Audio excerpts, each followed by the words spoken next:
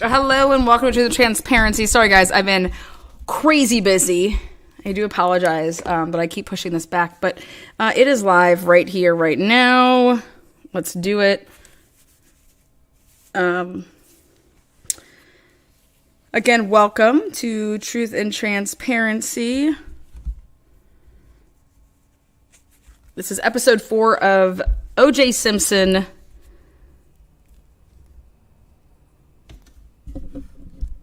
A lot of people have been following along and enjoying it. We're going to keep that going. Let's see. Here we go. Again, I do apologize for the pushbacks. Hello, everybody. Welcome. Truth and Transparency. A lot been going on.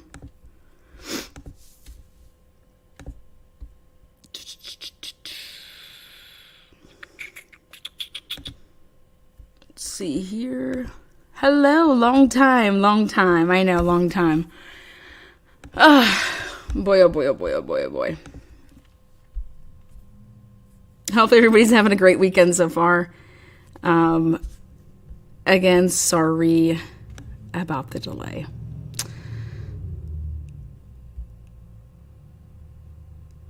But yes, I have been busy. And yes, it has been getting pushed back. But today, episode 4 for OJ. Let's see here. Oh boy. Okay, here we go.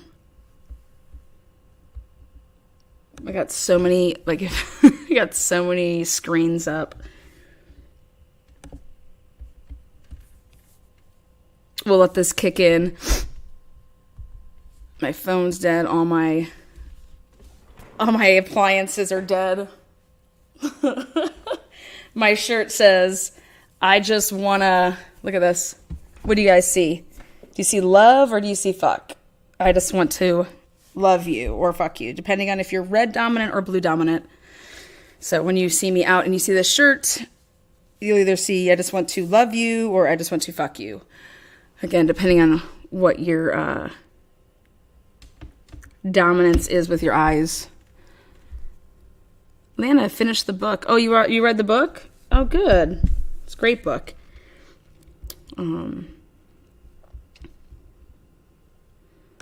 I saw love. Good. Yes, love. All right. Again, hopefully you guys have been having like the best week ever. I've had an amazing week.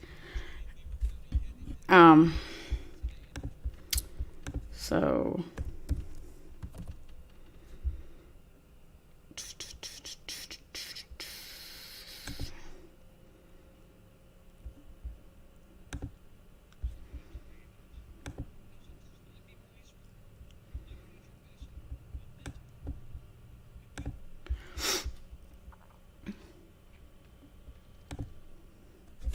it was great. Who, you guys all saw love? Okay. You guys are all, what is it then? Red dominant? I think love is red dominant.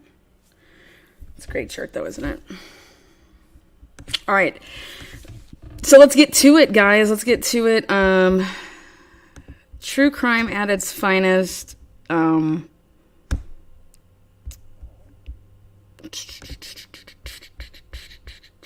5 of the O.J. Simpson trial, one of the lead detectives takes the stand. Tom Lang and his partner have every decision they made scrutinized by the defense, down to the smallest detail. A grueling cross-examination accusing the detectives of sloppy police work. I'm Roger Cossack, and this is O.J. 25.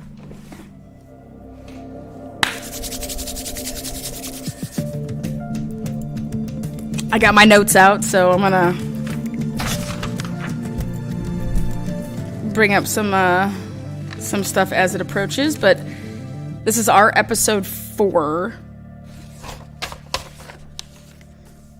I'm working on We seem to have two options. Either you offer an apology to the court or we proceed to a contempt hearing. Those are your choices. Mr. Darden is simply responding to the events that have been occurring in this courtroom today. Okay, actually, I think we saw this, right? I take that back. I think we saw this.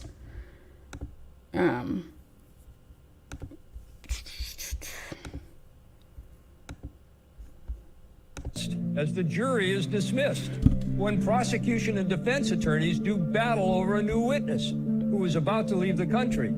That's next on OJ 25. I'm Roger Cossack. The sixth week of the O.J. Simpson trial begins with a setback. Here we go, my bad. Prosecution. Rather than continue presenting its case, prosecutors have to argue against allowing a new witness for the defense, a witness who prosecutors fear will unravel part of their case. I'm Roger Cossack, and this is O.J. 25.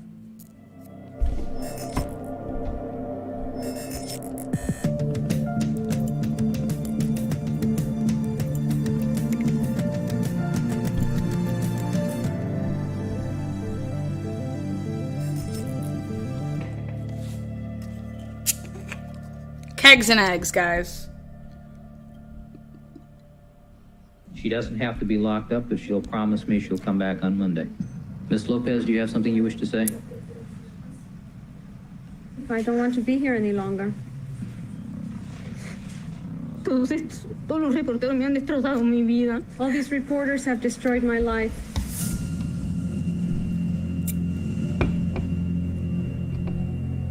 Rosa Lopez was a housekeeper who lived next door to O.J. Simpson and worked for his neighbors. And she had claimed to the defense that she saw O.J.'s white Ford Bronco parked outside his house around 10 o'clock, which was the time of the murders. They had said the murders were around 10:15 that night. Ya no puedo salir a ninguna parte, tengo tanto temor para tantas cosas y yo no sé. I am so afraid of so many things, I don't know what else to say. Yo prometí venir. I promised to come today because I was promised that this was going to finish today and then I could go to El Salvador. The defense claims Lopez must testify as soon as possible.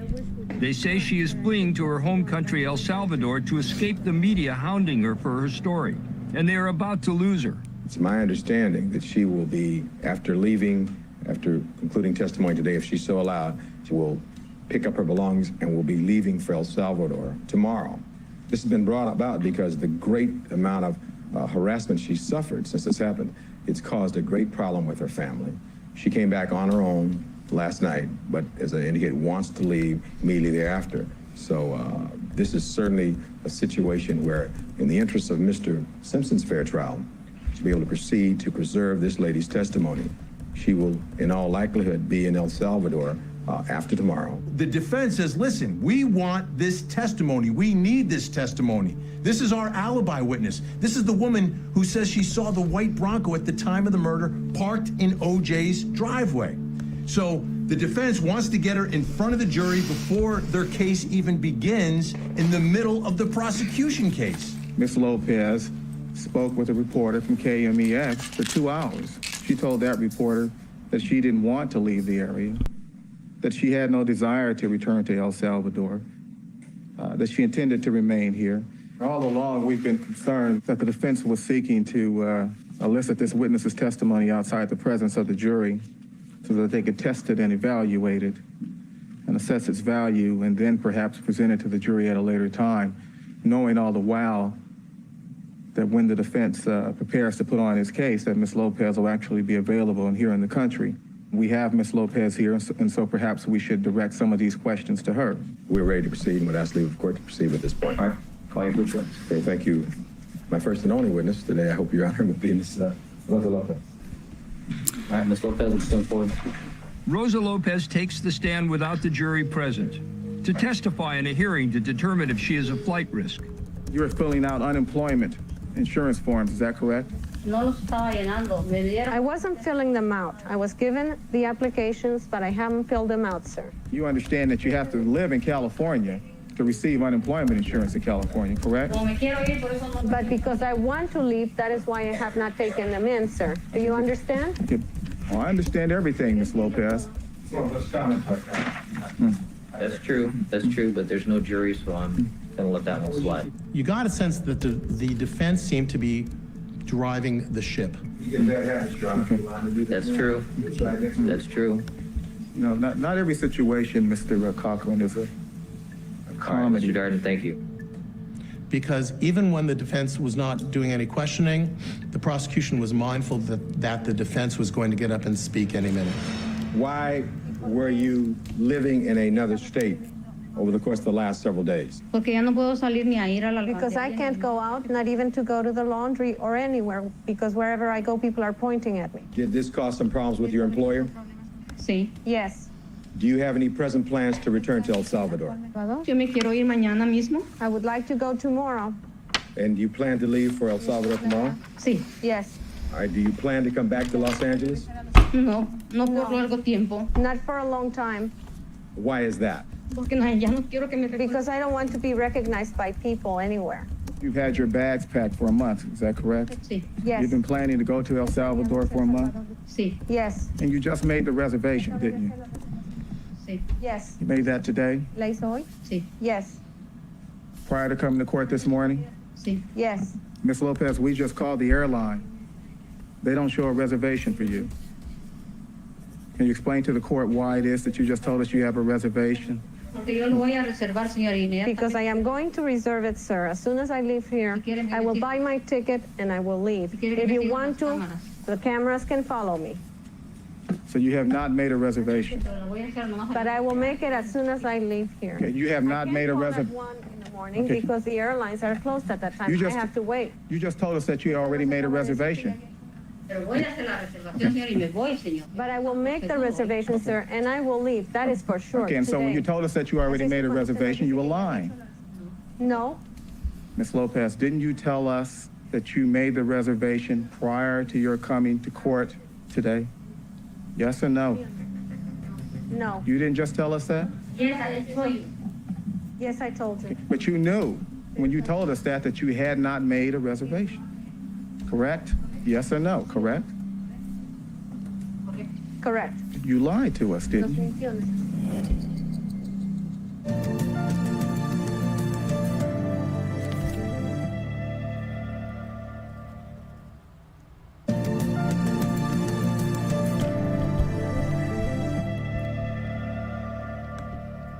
You don't ask a question unless you have the evidence to back it up. The best defense in the world is an alibi. There are only two really good alibis. One is being in jail. That will usually stand up.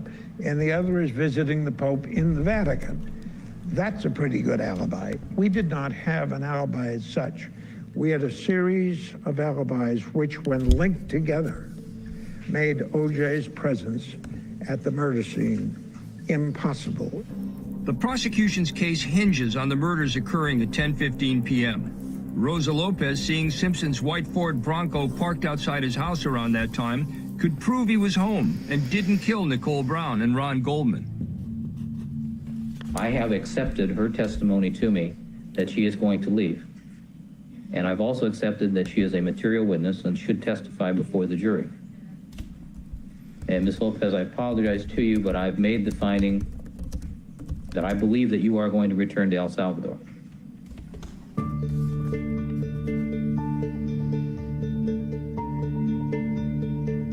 Ms. Lopez, the planes fly, as you know, to El Salvador on a regular basis. I will start your case, your testimony in front of the jury, the first thing we do with the jury Monday at 9 o'clock. I will do it for you, Your Honor. All right, do you promise me that you'll obey my order to return?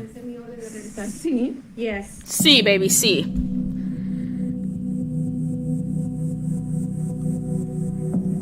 There are no notes that have not been turned over. There are no tape-recorded statements of Ms. Lopez. All right, Mr. Shapiro, would you make a phone call to Mr. Pavlik, have him come to court forthwith, and we'll commence with the direct examination. Mr. Pavlik, would you come forward? This was just a hot mess. Investigator for the defense for the past several months, correct? Since June 14th, yes, sir.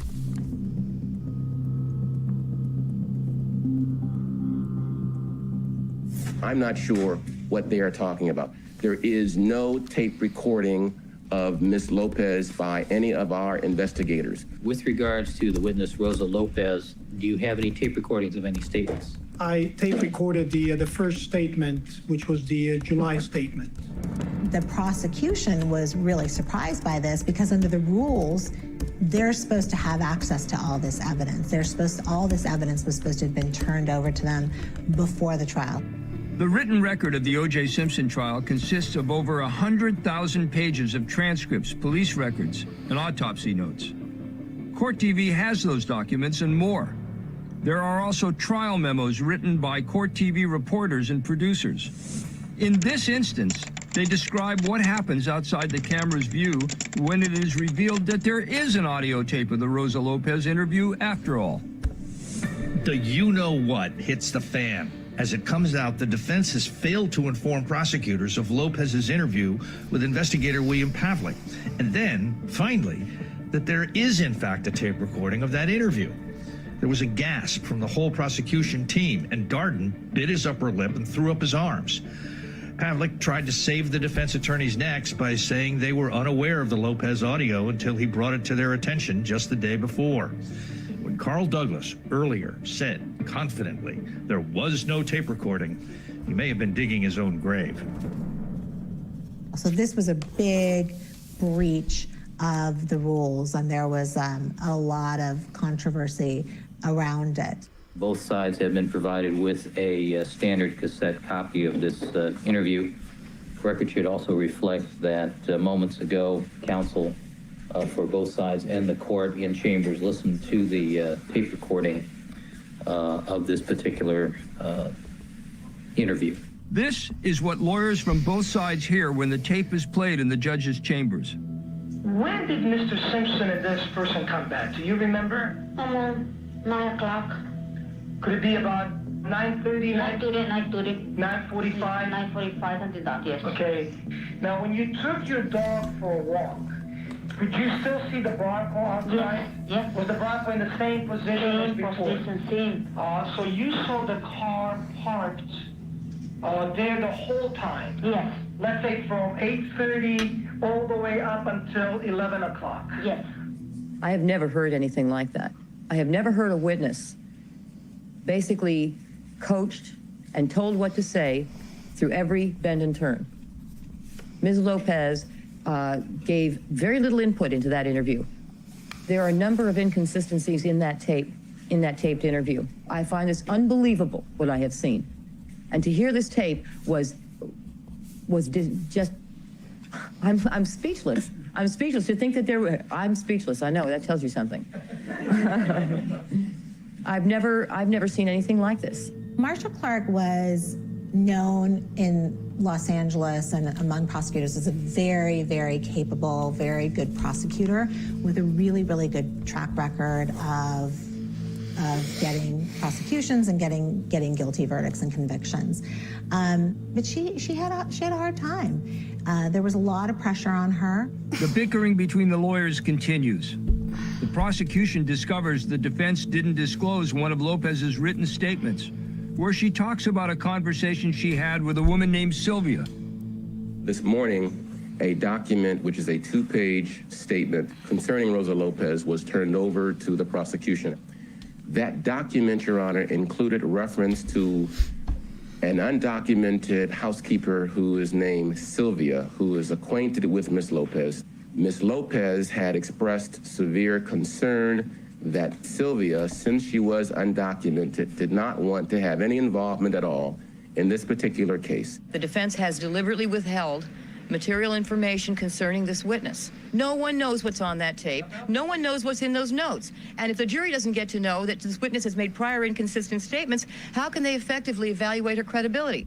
Obviously, Rosa Lopez put this person into her July 29th statement for the express purpose of showing how credible she was. And when the defense found out that Sylvia was not only not going to corroborate Ms. Lopez, but was going to say she's a liar and no such thing ever happened, and I wasn't at her house, and I did not make an observation of the Bronco, she conveniently disappeared from the statement. Who knows what else they have? Who knows what else they're sitting on?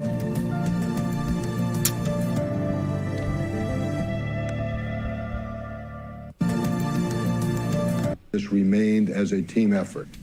And as such, somebody on a team must take ultimate responsibility. I will take that responsibility.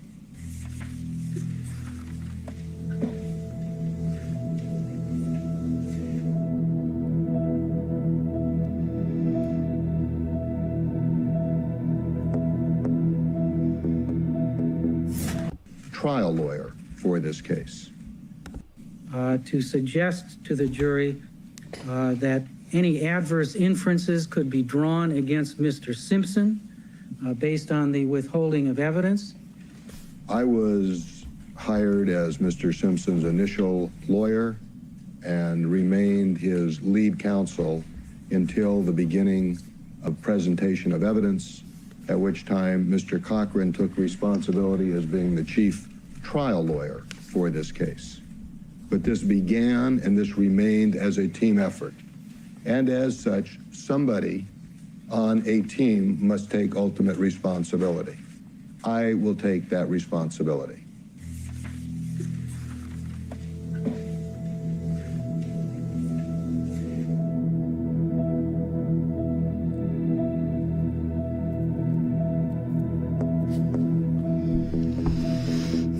Rosa Lopez does return to court. But nothing is simple in this trial, so her testimony is delayed. Marcia Clark makes a last-minute plea. She doesn't want Lopez in front of the jury. She wants her testimony to be taped, a process called a 1335 conditional examination. The order of witnesses is a very important matter that we know the court is aware of. This is why the defense is so desirous of having this witness taken out of order. So we would ask that the court take the witness's testimony today, but allow us to do that as a conditional examination. This was litigated, and as always, the people, you know, it's beyond disingenuous for somebody to come into this court at 6:30 after you brought all these jurors over here. We're ready to proceed, and the witness makes a promise to you she'll come back, and they say, well, we can't do it tonight, Judge, because I got to pick up my children, and the court is sensitive to that. And it was a ploy for them to go and try to cry and moan over the weekend and come up with some other document.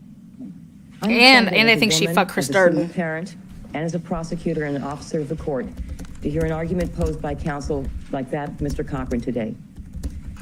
Some of us have child care issues, and they are serious, and they are paramount. Obviously, Mr. Cochran cannot understand that, but he should not come before this court and impugn the integrity of someone who does have those considerations. And I'm deeply offended. She was the only woman out of the major lawyers on both sides. As a working mom myself now, I look back on what Marcia Clark went through, and I feel a lot of real compassion for her now. That was hard for me as a younger woman to really understand, but she went through so much. These were things that none of the men had to face. That's really important in this case. To face on a regular basis. Marcia is an... That's actually really important in this case. Marcia's ex-husband used this case to try to take custody away from her. And, you know, I think that that's actually just fucking disgusting. But it just rings true to me to see that people have tried to do that with me on such a smaller scale. God forbid I can help people, but oh my God, because you should lose custody of your kid. It's just fucking disgusting. That's all there is to it. But it's a game. People treat court as a game, and you're going to do anything you can to try to win the game. So that's what you see here. That's pretty gross, but it's the truth. An incredibly strong person. But the media really has placed her in an unfair position. Well then, Gil, why didn't you get your fucking ass and prosecute? I think Gil's a piece of shit. I think he's a pussy. What about the children in this? You think they're deaf? A 5-year-old knows what's going on. You've placed Marcia and other prosecutors in just a horrible situation. It's not fair. What DA says that? It's not fair. It's not fair. Fucking pussy. You have this kind of intersection of it's not fair, along with more what we call tabloid reporting or yellow journalism, because at this point it's a circus. I appreciate the fact that both sides anticipated going forward with her testimony before the jury today. The original defense request was for a 1335 conditional examination, which I granted. And after our discussions, I was under the impression that both sides agreed that it would be better under all circumstances than to have Ms. Lopez testify before the jury. However, the rights of both sides will be protected under the 1335 procedure, so I will modify my order. I'm more than willing to change my mind when I feel it's appropriate.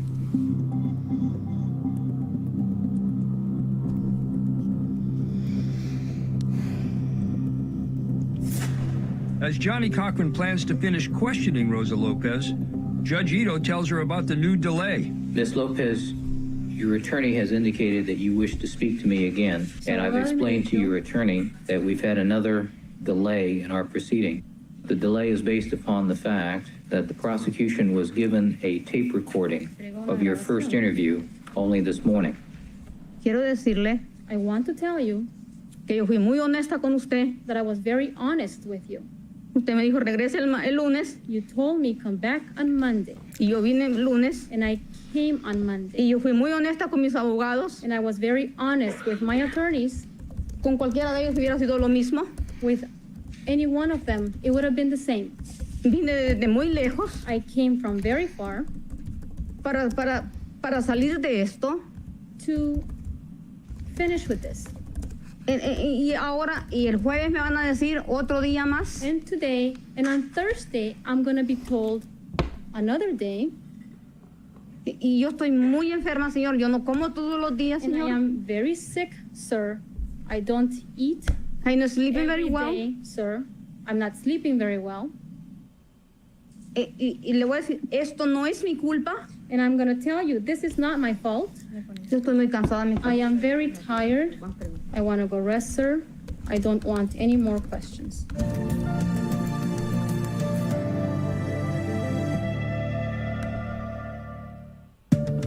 What is up there? Laura Wilder, no way. What is up, Life in the Red Kim?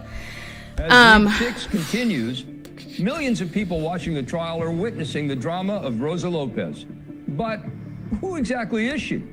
Who is this person that the defense is fighting so hard to put? Again, the reason that I'm actually covering and showing everything with the OJ case has to do with the similarities in Alcoa, Pennsylvania, which is where all my efforts have been placed recently.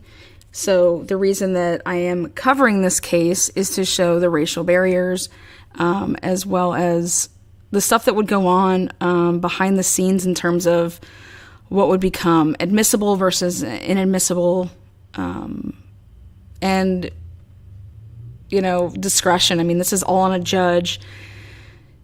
Ito had the final say. Is this going to be done this way? Is this going to be done this way? Is this going to be done that way? Is this going to be done that way? So at the end of the day, this man placed his own spotlight on himself to be, important, or I should say like more important than he needed to be. Just interpret the law. But that's not what happened, clearly. Put on the stand, and the prosecution is fighting so hard to keep off the stand. Her face tells the story of a life of hardship. Rosa Lopez is born in a small town in El Salvador. She works on her parents' farm and walks miles to get to school. She quits school at age 10 because her family can't afford to buy her books. Later in life, Lopez becomes a housekeeper, gets married, and moves to the United States. She has 7 children. Only 4 survive childbirth. One of her sons dies while fighting in El Salvador's civil war. She says she wants to return to her home country to escape the attention from the trial, move into the home her son left her, and buy a proper headstone for his grave.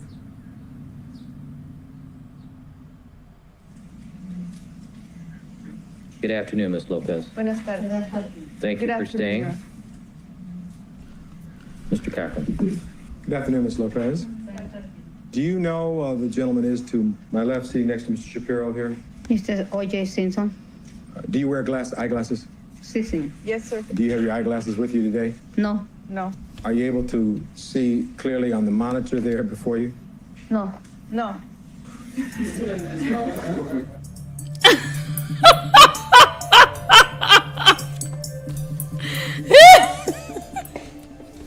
You can't make this shit up, man. Let me see what I can see. I know eating too much fish, for it I lost my eyes. Okay.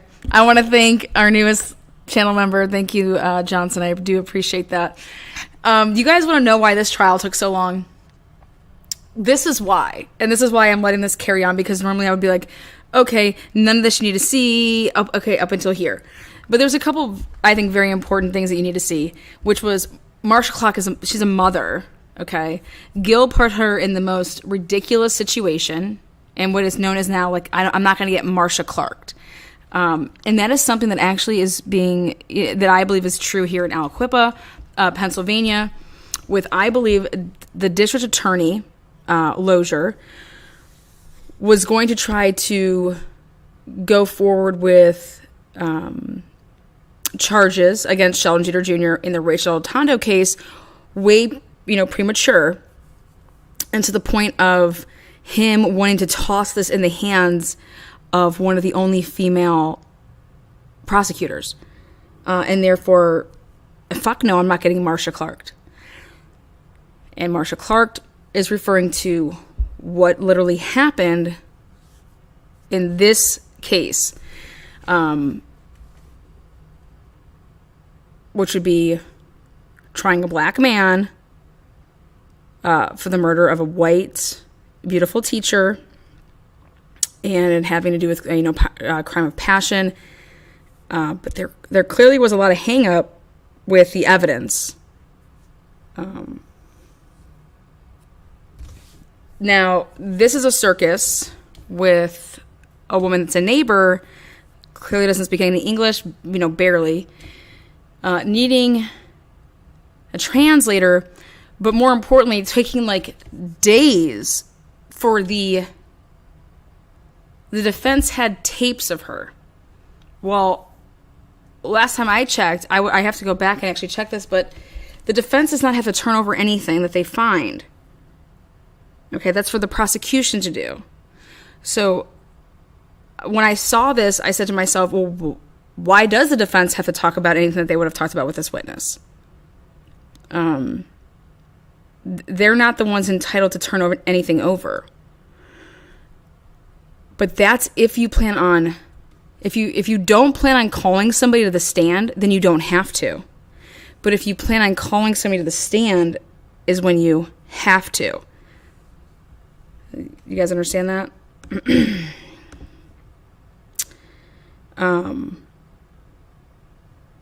I'm trying to do my best job to explain as to why this would be important. And I'm so happy to see that Kim is here. I don't know where Crafton is, but Kim is here. Her man, Crafton, is my webmaster. If you guys go to www.lanaoriani.com, that will link you up, guys, to a beautiful website that you guys can catch me live as fuck. I told you guys today was going to be the day that I got to interact with you guys on a new level with this case. This case is what got me into true crime from the beginning. And I think what it was about it when I was so young is just, this is the first time that I ever had seen something like this. And so you think all trials are like this. And you think that your lawyer is going to advocate for you and going to be there in motion when they're supposed to and fight for you. OJ's lawyers, I mean, they did everything. They didn't drop the ball at any point. They were trying to get things suppressed. They were trying to do, stuff being admissible, stuff. I mean, you guys see it right here. Clearly, when something was coming up, it was being argued, to the nines. This is how I thought every trial was. It's like a year process. So this was 9 months, 9-month trial. Almost just as long as it took to bring him to the first day of court is about how long it took to, go forward with this trial. I mean, can you imagine a 9-month trial? But I'm over here thinking, this is how it is. They get down, they're going to, get everybody out there. They're going to get character witnesses. They're going to ask your damn, how are you, do you put your toilet paper in? Are you under roller or over roller? Literally the dream team. Yeah. And when you think about this, think of how expensive this would be. When you take just one attorney and their possible lackeys, but here you have how many amazing attorneys, people that went on to go ahead and be part of the Innocence Project with, everything to do with DNA, which is huge today. And what's going to actually be huge, and a couple things that I'm doing in Aliquippa, because I want to get some DNA tested that wasn't tested back in 2001 and stuff that wasn't tested even in 2005 and 6. I want to put it through CODIS. But this, to me, I almost was just watching this, fourth time around for me to educate myself in terms of how to be creative on how to help Jamie Brown, on how to help Sheldon Jeter Jr., on how to help other people, because you can learn a lot from this case. I know that's maybe weird to understand, but when I was growing up and playing sports, I watched a lot of film. You learn a lot from watching film. You learn a lot from spacing in film if you're playing basketball, even if you're playing football. But you're able to see the court. So this is no different, in my opinion, on how my approach is to help people. It's whatever I can get my hands on. I love to read. I have a photographic memory. But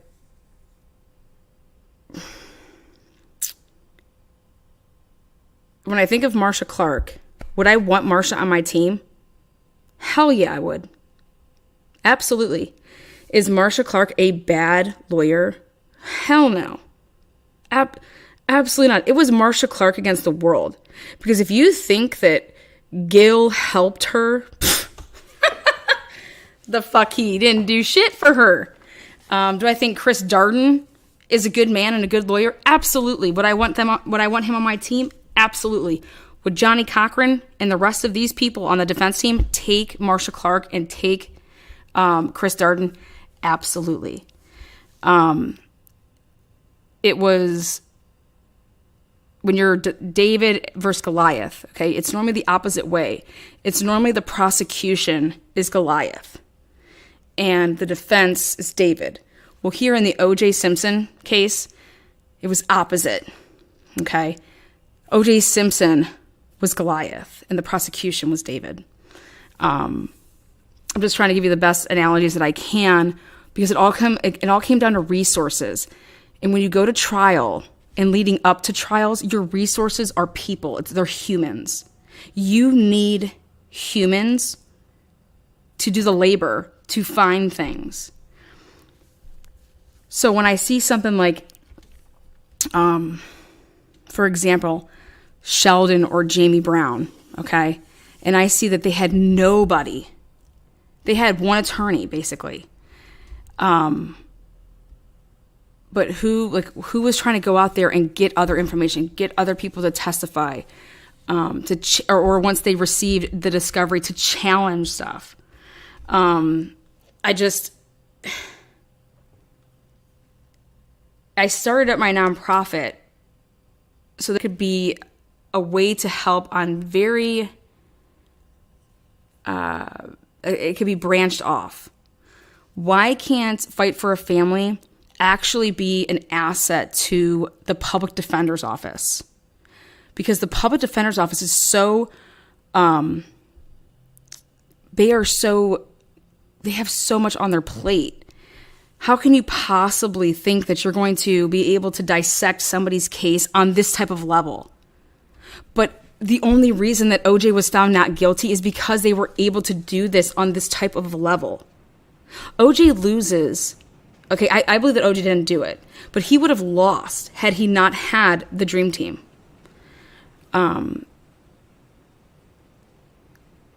You're taking 7 brains that are very, very highly intelligent and are just, that's their focus. And what they did that was amazing is like a basketball team. You're going to go out and get a point guard. Okay, you're not going to just go get 5 lawyers.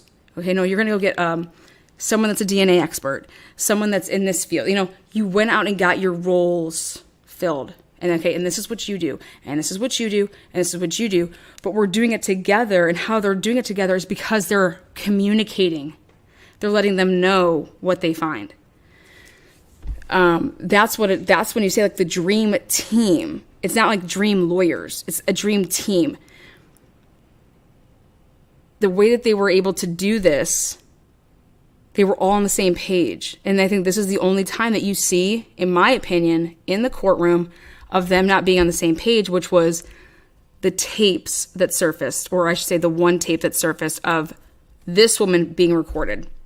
This is the one time that the defense is actually on what you would consider the opposite end of the stick. But guess what? The jury, what was the jury told about that? Were they told about it? And the answer is no, they weren't. Because that was all stuff that was like sidebarred. So we see it now, but did the jury see that? No, they didn't.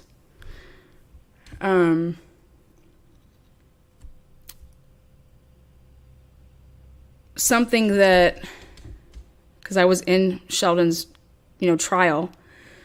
I've never claimed that I was there every day either, by the way. But something that Sheldon's attorneys did not utilize, they didn't object. I think I can count on one hand how many objections that they made throughout the days of trial. And then the sidebars, they weren't being requested by the defense. They're being requested by the prosecution.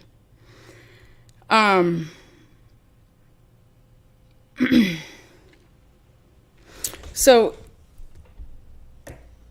again, the reason that I'm doing this and breaking down this series,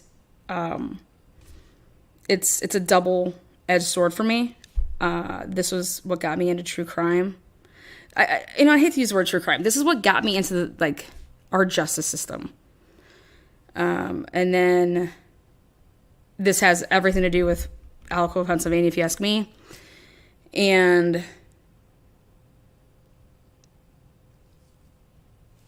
then just like the personal aspects of it with the key players. I look at Gil and I see a lot of D.A. Lozier. I look at Marcia Clark, okay, and I see a lot of what was about to happen in Beaver County if they would have went forward with charging Jeter with the Del Tondo murder and how that was going to play out. But then at the end of the day, the most important thing that you find from this case is that without these attorneys advocating the way that they did for OJ, he is behind bars. No doubt about it. Whether he did it or not, he's going to be found guilty. But these attorneys did such a great job in showing, okay, and it didn't hurt them when you see this and you're like, look at all the stuff and look at the way that they were collecting this evidence, not using gloves, going over here to OJ's house, leaving the crime scene. I mean, you can't make this shit up. But if you don't, the only reason that they were able to catch that is because it was high profile, because the media was there rolling film the whole time. Do you understand that they used footage from these, it'd be like saying to the TMZ guy or, to ABC, whoever was there, hey, we're subpoenaing your footage. Okay, here's all our footage. Well, now, do you think that people showed up like that for any other murder? No, it's because of who it was. But that would have never been there, and if that was never there, that was huge for OJ. So it just put things it really just puts a lot into perspective for me to say, when you want to use the term "all hands on deck," I can't emphasize this enough. I don't care how good of an attorney you are. I don't care how well you know the law. If you don't have somebody that's researching for you to go out and find witnesses, to find evidence, you're going to lose. Because the people that you think that somebody that sits in a jury box, they know the law. Fuck no, they don't know the law. You need to be clear and convincing to average Americans. And if you can't do that, then you're going to lose. And you need to do that by breaking it down. I do follow OJ's Twitter, though. He's my favorite. Thank you for sharing that. Now, this is interesting, but I think Casey Anthony is guilty as hell. Guilty as all sin, too. Baez has the same magic in a courtroom that Johnny had. They are excellent litigators. Well, I want to know if, Life in the Red Kim, do you think that O.J. Simpson committed this crime?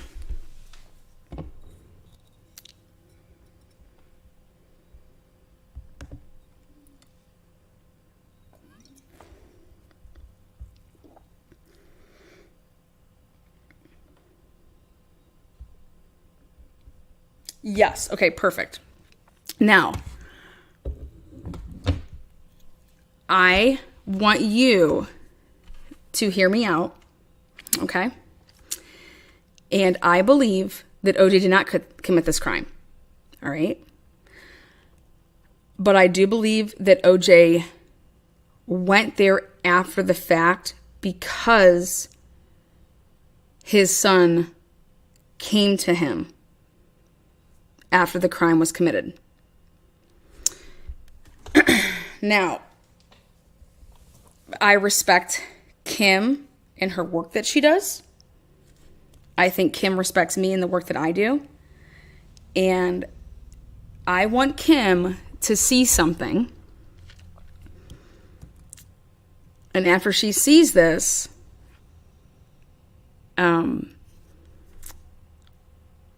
I want her to give me her honest opinion based on the fact that O.J. Simpson was found innocent. Obviously, double jeopardy, he can't be tried again, right? So, in terms of the law, this should still be a unsolved homicide in an open or cold case, which means if you bring to the district attorney evidence and overwhelming evidence that you believe that there's enough there to merit, probable cause. And after all, aren't we supposed to be finding the people that killed Ron Goldman and, Nicole Brown? I've heard the Jason theory, but have you seen the evidence? Have you seen the evidence in that theory? I hate to use theories, okay? But I'm basing my opinion on evidence. So I want you to see something. So would you do me the honor of watching this next clip for 45 minutes? Because the thing that always stood out to me when I was even 12 years old was the Bronco not having the blood. I saw the evidence presented in a docuseries. Well, mine isn't with a docuseries. Mine's with the author. Mine's with the PI that put $1 million into his own investigation. His name's William Deere, who I'm pretty close to getting to come on my channel for us to talk about it. And the blood in the Bronco, or I should say the lack thereof. That crime scene was one of the bloodiest things I've ever seen.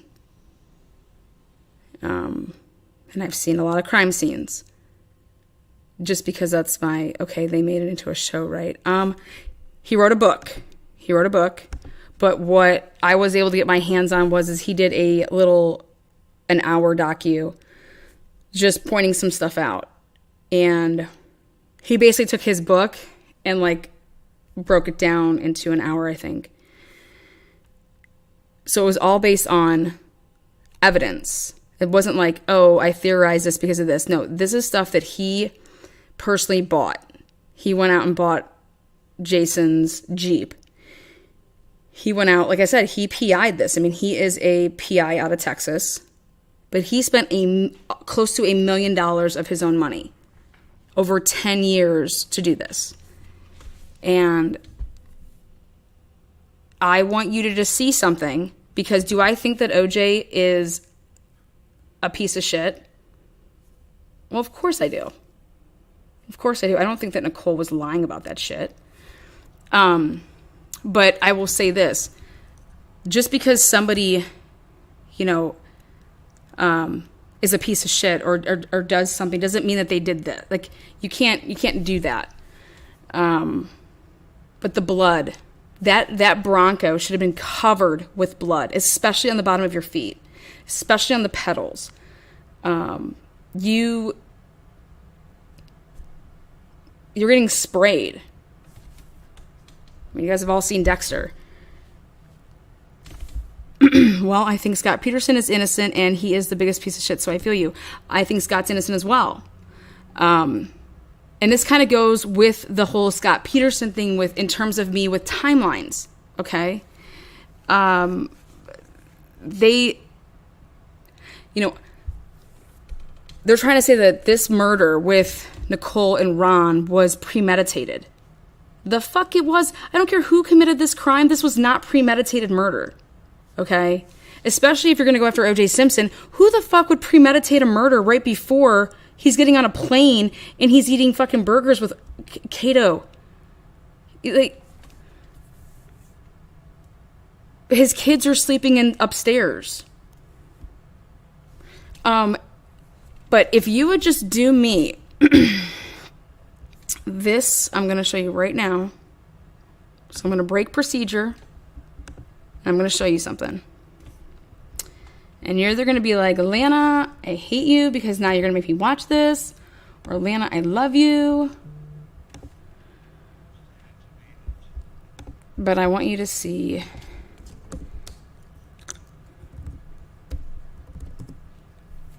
Ooh, ooh.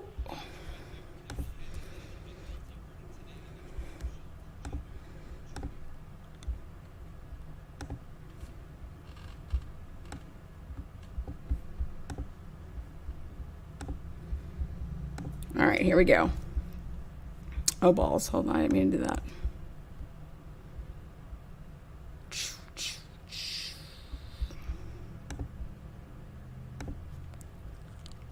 Okay, that I can agree with in terms of lack of heat of passionate really on the fly. In my opinion, yes. Okay. All right, here you go. I want you to see this. This is... I wasn't going to veer off this, but you know what? I'm going to do it only because I think that it will matter for the remaining of us watching the rest of the trial.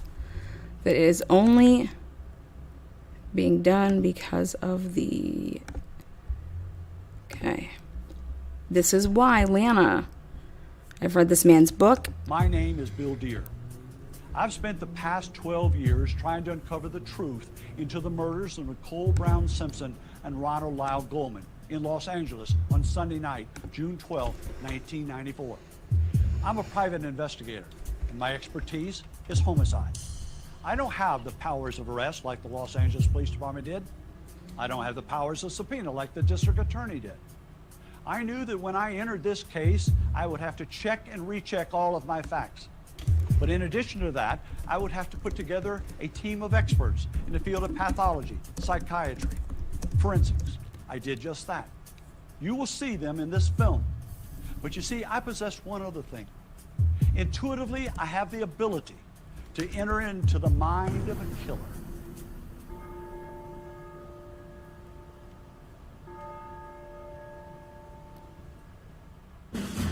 In Los Angeles County, 1,810 homicides were committed in 1994. Wow! 2 of which would become household names. June 13th, 1994, officers Robert Risk and Miguel Terrazas arrive at 875 South Bundy to a grisly scene.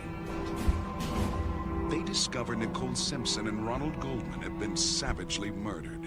It has a feeling of a personal murder. I consider this as a rage killing. The investigation quickly centers around Nicole's former husband, Orenthal James Simpson, known as O.J. I've been convinced that O.J. Simpson murdered my sister since the morning of June 13th when I heard my mother screaming in her bedroom, and I ran back there and they said that your sister was murdered, and I knew it was O.J. On June 17th, a warrant is issued for his arrest. I think I just saw O.J. Simpson on the 5 freeway. He's heading north. Over 90 million people tune in to see O.J. and a friend, Al County, during a low-speed chase as it moves across Los Angeles. Private investigator and author William C. Deere was speaking at the Investigative Reporters and Editors Convention in St. Louis that day. As I've completed my speech, one man raised his hand and he said, Mr. Deere, what about the car chase scene that's going on now with O.J. Simpson in Los Angeles? And I said, it's probably just something concocted by a lawyer that in the event O.J. Simpson is found guilty, he can holler and scream that O.J. couldn't get a fair trial. In all probability, this so-called car chase scene, if that's what it is going to go on for hours and hours. As I got back to my room, my son Michael said to me, Dad, you've never assumed anything in all these years that you've been doing this business. You teach, never assume, and always verify, and you're assuming that O.J. Simpson's guilty. And I said, but look what it says in the papers. Look what it says on television. Dad, that's not the rules that you have taught homicide detectives by. My son was right. I made arrangements to fly to Los Angeles. I was going to find out for myself whether what I've been reading, what had been seen, was fact or fiction. I wasn't going to assume anymore. Bill Deere has uncovered startling new evidence that is certain to change everyone's perception of O.J.'s guilt. We'll show you evidence which has never been made public. We believe he has collected more than enough evidence to warrant an indictment and arrest of the overlooked suspect for the murders of Nicole Simpson and Ron Goldman. You will too. Learn why O.J. may have been willing to stand trial for murder as you walk step by step with... Couldn't even get around anywhere. It was bumper to bumper. And from the crime scene all the way to O.J.'s was exactly the same thing. And I told Chris, let's come back late at night. Let's look at the scene then when there's nobody else around. Later that night, we drove back to Monday. I got out of the car, walked around the crime scene from the front as much as you could, and then I went around Dorothy Street and came up through the alleyway. And the only thing that I saw was a tape that said, do not cross police lines. I could see the back gate that would have led to the walkway from the rear to the front where the assailant supposedly had gone that night. I wanted to see for myself whether what I was reading was true. I wanted to know whether or not O.J. was in fact the murderer. 2 days later, Sunday night, same night, except a little different day and time, within about 20 minutes of the timeline that had been put in the paper, Chris Stewart dropped me off on the corner of Bundy and Dorothy Street. I told him to stay away just in case things went wrong. I crossed the street, went down Dorothy, turned right, went up the alleyway, stepped over the police tape, went to the gate, climbed up and over the gate once I realized that there was nobody there. I didn't know what was going to be on the other side of the gate. Was there somebody waiting for me? Or was I going to really find out the truth? As I came over the top of the gate and I landed on my feet, I looked up and there was an overhead light. It should have come on, but it didn't. I never heard anybody say anything about it during the investigation and the reporting in the paper. But I walked that narrow walkway. I knew in my mind that that killer had walked the same way I was walking now. As I stepped up the steps, I then looked, stepped down the steps, walked a few paces, stepped up, and there to the right was Nicole's front door. I turned, looked at the door, realized by looking to the right that she could have seen who was at the door if she was careful. I immediately turned around very quickly, and as I did, I could still see some of the blood on the sidewalk. And there in that little small area that we'd led to believe was a big area was where the body of Ron Goldman had been found laying against the fence. I had learned that O.J. Simpson had done a video where he was supposed to be doing all of these exercises. Okay, so that's, remember how I was telling you guys in my last live or the one before that, I said, you know, I thought that this area was way bigger. He is saying the same exact thing because of the way that these pictures were taken. It made it seem like that there was all this room, and it was really far away from where Nicole's body lay and Ron Goldman's. And that's not the case. They were like basically on top of each other.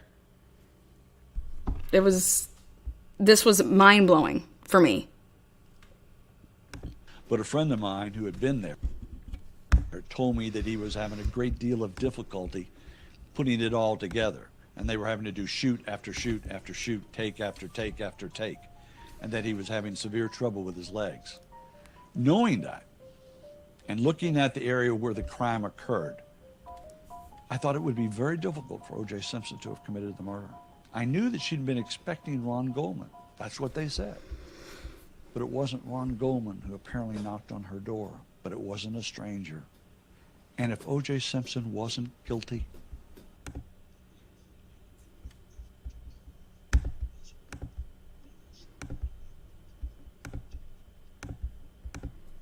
and I know in my mind, after all these years of this investigation, two crucial things.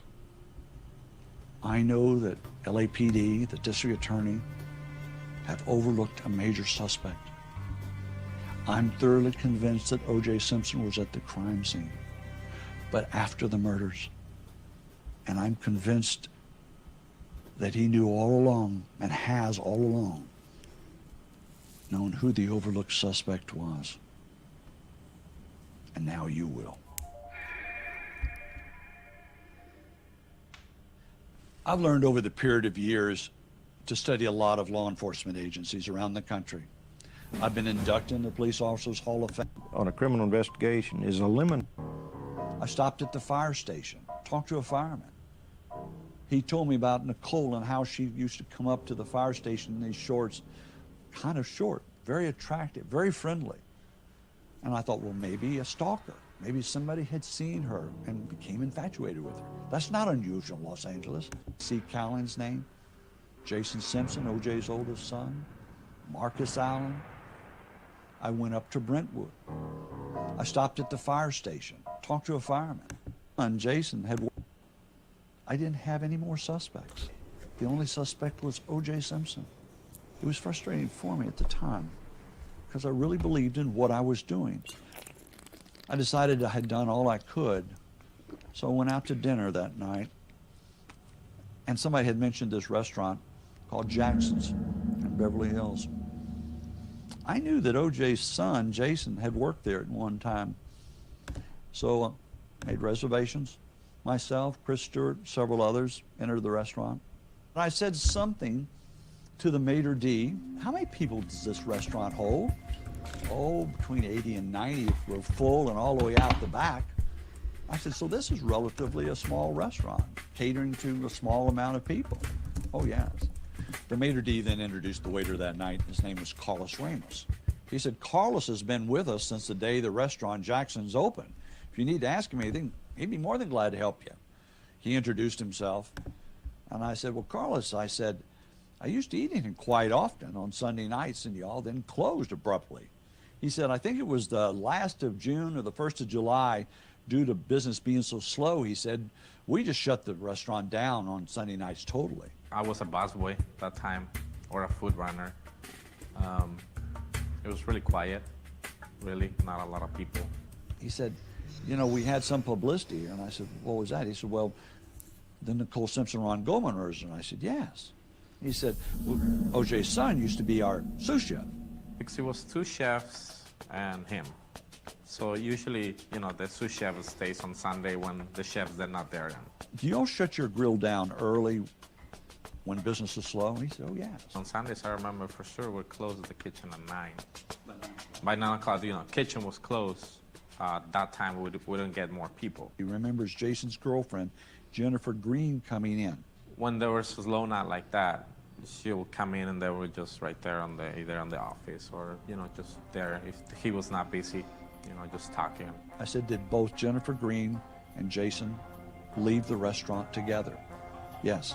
And I said, how would they have left? Well, they would gone out the back, got into his Jeep. My understanding, he said that Jennifer was using Jason's Jeep that night and came through the back and was there to pick him up. I said, well, what time do you think that Jason might have left? He said, oh, he thought for a moment. He says, well, I think it was around 9:30 because I thought I heard him say to Jennifer, I'm going to be a few more minutes and then we'll leave. So in other words, Jason left about 9:30 that night on Sunday, June 12th. Is that right? Yes. They always, usually the chefs or the cooks, they always leave first than us because they're done with serving the food, and yeah, they usually leave earlier. And he said, I think I left about 10:30.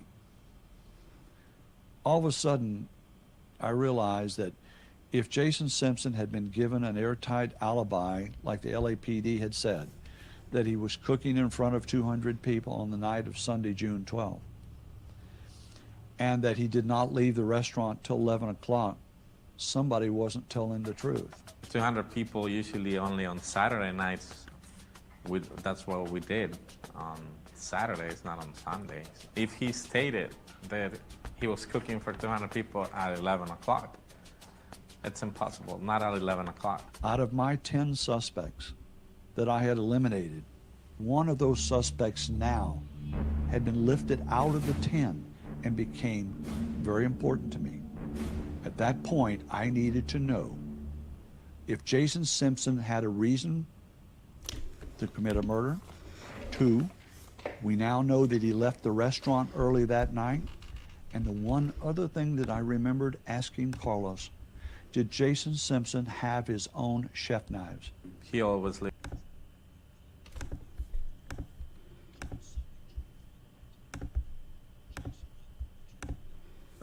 Had his chef's knives. There was a problem between his girlfriend. He appeared to be upset.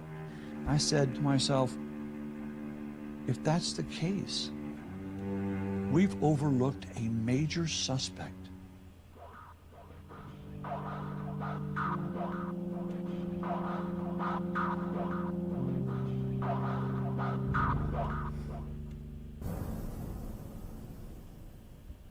I made plans now to thoroughly investigate Jason Simpson. Even though I had thought I had investigated him, I relied on the fact that LAPD said they had cleared him.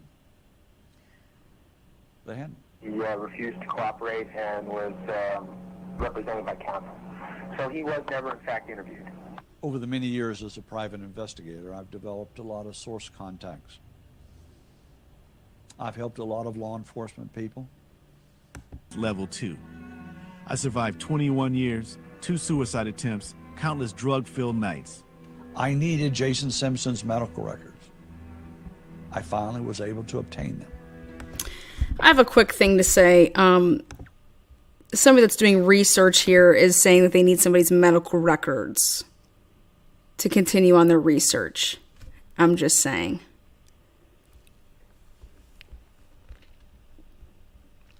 I'll continue on.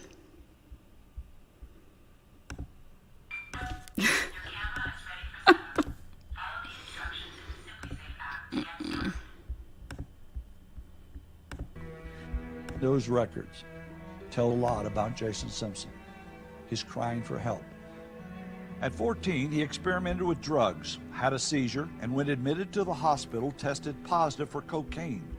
He experimented with LSD and mushrooms between the ages of 15 and 19. He was diagnosed with a seizure disorder, major depression, and abuse of drugs and alcohol. On the night of June 12, 1994, Sunday, Jason Lamar Simpson, the oldest son of O.J. Simpson, 24 years old, 5'11", 235 pounds, was actually on probation for allegedly assaulting his previous employer, Paul Goldberg, with a knife. That was a red flag for me.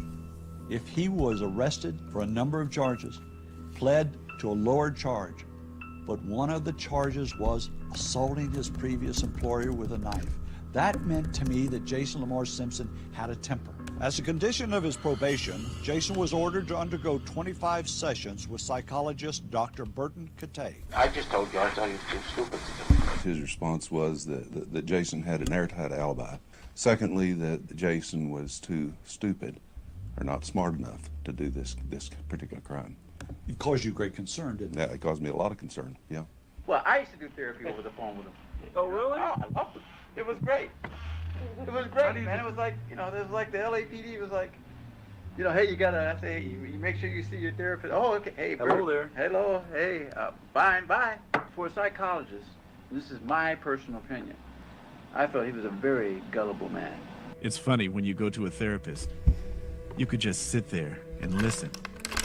You could even bullshit your way through a session. Nicole was good with those kids.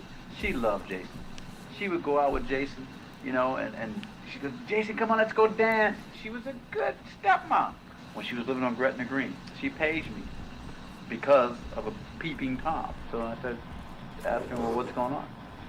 And she goes, well, I was in the kitchen and I could have swore someone was peeping through my window, you know, and when I looked, they ran. And so I said, who do you think it was? She goes, well, I thought it was OJ. She said, but it looked like Jason. 3 attempted suicides where he cut his wrists and stabbed himself in the stomach. And he took an overdose of pills. I laugh at the idea of killing myself. Mere contemplation sends me in worlds and places so ludicrous. I often want to kick myself for the act of putting myself through the process. The end result being self-inflicted pain. No more, no less. I kill me. Some people who are extra angry are willing to be even angry at themselves and harm themselves.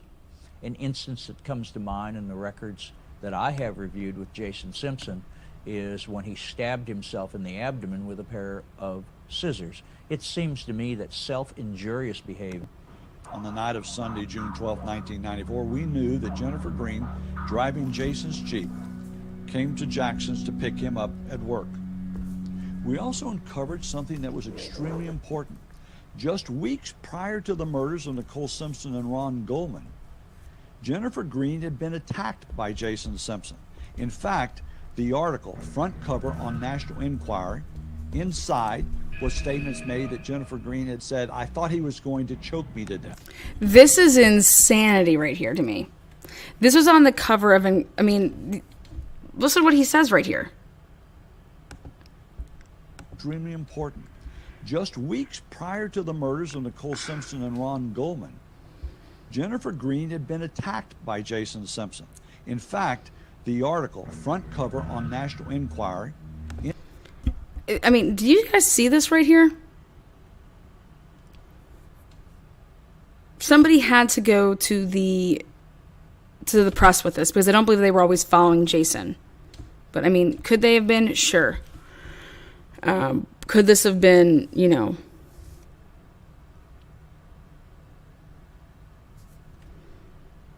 how was this never talked about? Well, because the media are the people that talk about things. The media talk about things. And if the media doesn't bring it up, then no one talks about it. Kind of like fucking Beaver County. When you got a little prick that buries stuff or just chooses to, fluff away at things, and at the end of the day, you have to have a platform to be able to be heard.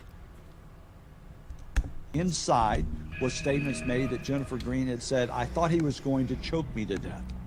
Now, this was just 2 weeks prior to the murders of Nicole Simpson and Ron Goldman. According to Dee Dee, a former girlfriend, she had approached Jason on the night of his birthday, 94, to wish him a happy birthday. They'd gone together for several years. As she approached Jason, she went up and gave him a hug, a little kiss, and said, happy birthday, Jason. As she did, Jennifer Green, his girlfriend, became irate and said something derogatory toward Dee Dee. Jason turned to her and said, don't you ever talk to Dee Dee like that. She gets up and starts to run out. Dee Dee watches as Jason and some of his friends run after Jennifer Green. Jennifer Green then makes it into a car. Two things there. Not sure if you guys know this, but Nicole Brown bought 2 pair of gloves. 2 pair of gloves. One pair was given to OJ, who was the recipient of the other pair of gloves. She bought 2 pairs of gloves, the same pair. Number 1. The Bruno Maglio, what size shoe did Jason wear? What size shoe did OJ wear? Again, you're not going to hear me ever dispute the fact that do I think OJ went there after the crimes were committed? Yes. Yes, I do. Jason then reaches inside and pulls her out through the window and attacks Jennifer Green again. Dee Dee went on to tell me a number of things. That she too had been attacked by Jason. She's sexy. They had lived together on and off for 3 or 4 years. That one time he was mad at her. As a result, he chased her, got her down on the floor at the apartment they were living in, and took his chef's knife and cut off all her hair. Another incident occurred when Dee Dee said Jason, in a fit of rage, picked her up over his head and threw her into a tub that had no... One thing I think is great about this is that you see there's Deer talking, okay, talking to her. So like, this isn't like, can he be making up what they talked about? Absolutely. But can you deny the fact that they are talking? No, you can't. No water in it, and nearly broke her back. Again, it has happened again. That monster that I swore disassociation with resurfaced and acted with unspeakable candor. All frustration surfaced and lashed out on her. She can get in my skin sometimes.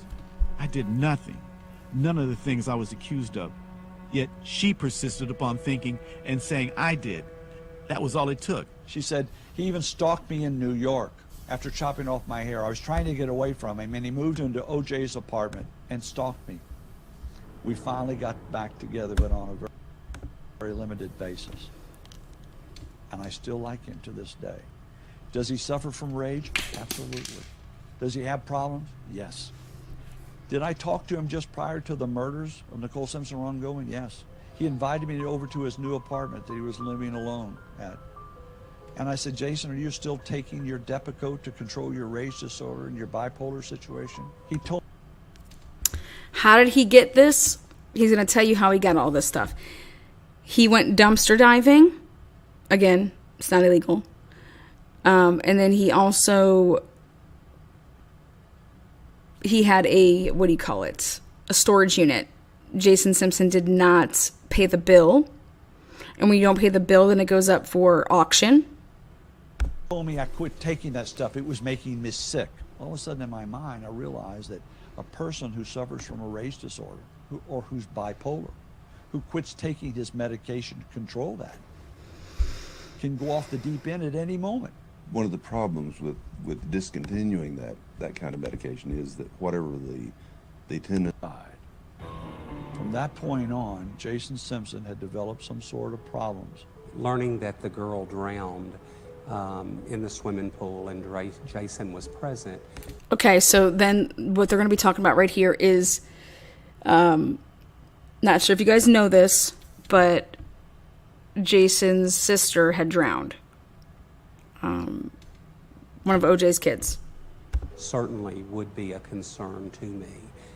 And Jason was present for the drowning. Could be, a precursor to some of the problems that he's having. The triggering of major mental illnesses, that is to say, major depression, bipolar disorders, schizophrenic disorders, are triggered by awful events or events that produce trauma or post-traumatic stress disorder. All this was beginning to develop into a tremendous story about Jason Lamar Simpson.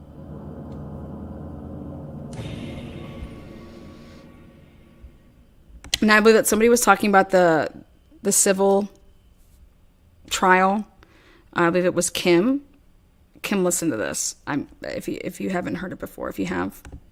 If we knew about Jason's criminal record, we knew about his other problems, and now we knew about his medical records, we knew about his problems with his previous girlfriends, the interviews with Carlos Ramos, I wanted to put Jason Simpson kind of under a microscope. I wanted to know what was going into his trash. I wanted to know what he was doing. Once we started uncovering in the trash numerous bottles of tequila, we realized that Jason, who was a member of the AA, was back onto a drinking binge. I have fun when I'm slipping, drinking. That's why I keep slipping, continue to slip. I even want more. Crack, cocaine, ecstasy, more to drink. Even my veins, for the first time ever, are beginning to hunger for anesthetic drugs. The records say that he took psilocybin. The records say that he took cocaine. The records say that he took hallucinogenic drugs, stimulant drugs, and depressant drugs. Any drugs that he would have been taking, their effects would have been multiplied by the Depakote. We also watched him as he rented movies time after time, would stay kind of to himself, locked up in his place in Venice Beach, California. It was a small bungalow, very inaccessible from the street until you passed two individual bungalows to go toward his in the back.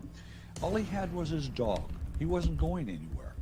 At that point, he had lost his job at a new restaurant where he had been hired to come in with a previous chef who had at one time been at Jackson's restaurant. As soon as the O.J. trial was over and O.J. was found not guilty, a civil trial was being prepared against O.J. Simpson. We found a civil deposition of Jason Lamar Simpson. The deposition was taken May 8, 1996, at this law firm located on Olympic Boulevard. Jason attended with his lawyer, Carl Jones, and he was questioned by Daniel Petrocelli. Also in attendance was Fred Goldman, father of Ron Goldman. To me, this was a difficult deposition to take because this is the son of the man whom my client, and I believe, murdered Ron Goldman. I saw his demeanor as very sad, almost in some way out of touch with it. In that deposition, it turned out that he admitted, Jason, that he had never been interviewed by the LAPD, the district attorney's office, or anyone else concerning the murders. Were you ever interviewed by any lawyers or investigators retained by O.J. Simpson's criminal defense team? Never interviewed, no. They never asked you where you were on the night of June 12th or anything like that? I think maybe once. No, I don't think so. Well, yeah, I guess so. Were you interviewed by anybody else? No. Any members of the prosecution team, the district attorney's office? No. Or the Los Angeles Police Department? No, sir. How could you clear somebody if you couldn't even interview them? But now we had it from Jason's own words. One new fact that emerged, insofar as I was concerned, was that the plans for the family to go to the recital, to go to dinner after the recital on June 12th, were made with Nicole and Jason on Friday or Saturday before the murder. And the plan was to go to Jackson's for dinner. Boom! There you have it. Right there. That to me, as a researcher and investigator, their plans, Jason says it, to do dinner. He's cooking. They're all coming to Jackson's.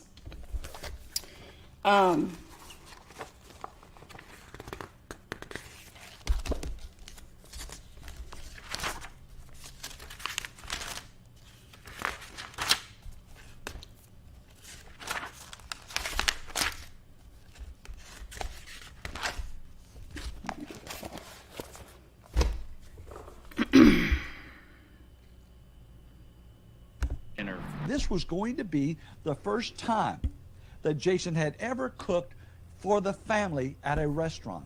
I was expecting whoever to show up. Including your father, right? Yeah. Including Sydney, right? Oh, absolutely. Including Justin, right? Yes. Including Nicole, right? Yeah. And Nicole's family, right? I didn't know parts of Nicole's family. I didn't know who was coming. You knew Lou and Judy were coming, right? Yeah, I knew those two were. But something happened that night. Okay. Let's go back to the telephone call that you had with Nicole on June 12th. Who called whom? I don't remember.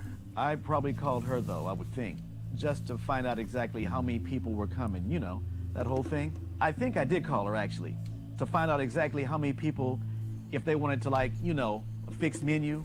What time do you think you guys are going to be there? Tell me what she said after you called her. She said she didn't think that they were going to be swinging by Jackson's because it was just too expensive. And the kids, by the time they got way out there, they were going to be all restless. And by the, you know, we're just going to have dinner up the street. I mean, she went to Mezzaluna all the time, so it was just easier for her. I figured, okay, fine, go. I was kind of hurt. Could it have been, based on the deposition, that she failed to call him? And he was embarrassed at Jackson's, anticipating the whole family's going to come, and I'm going to get to show off my talents. And I said, why don't you guys come into the restaurant? And she thought it was a great idea. So we were getting all excited about her coming to the restaurant, or the kids coming to the restaurant, the whole family coming to the restaurant. I was excited. Okay, it's really important to understand that these are the words that he said, and it's just being like, spoken by somebody else from the transcripts of the deposition. This was May 8th, 1996. Okay. I didn't want to have to miss another recital. Like I said, I felt like finally, I'd be able to take care of everything.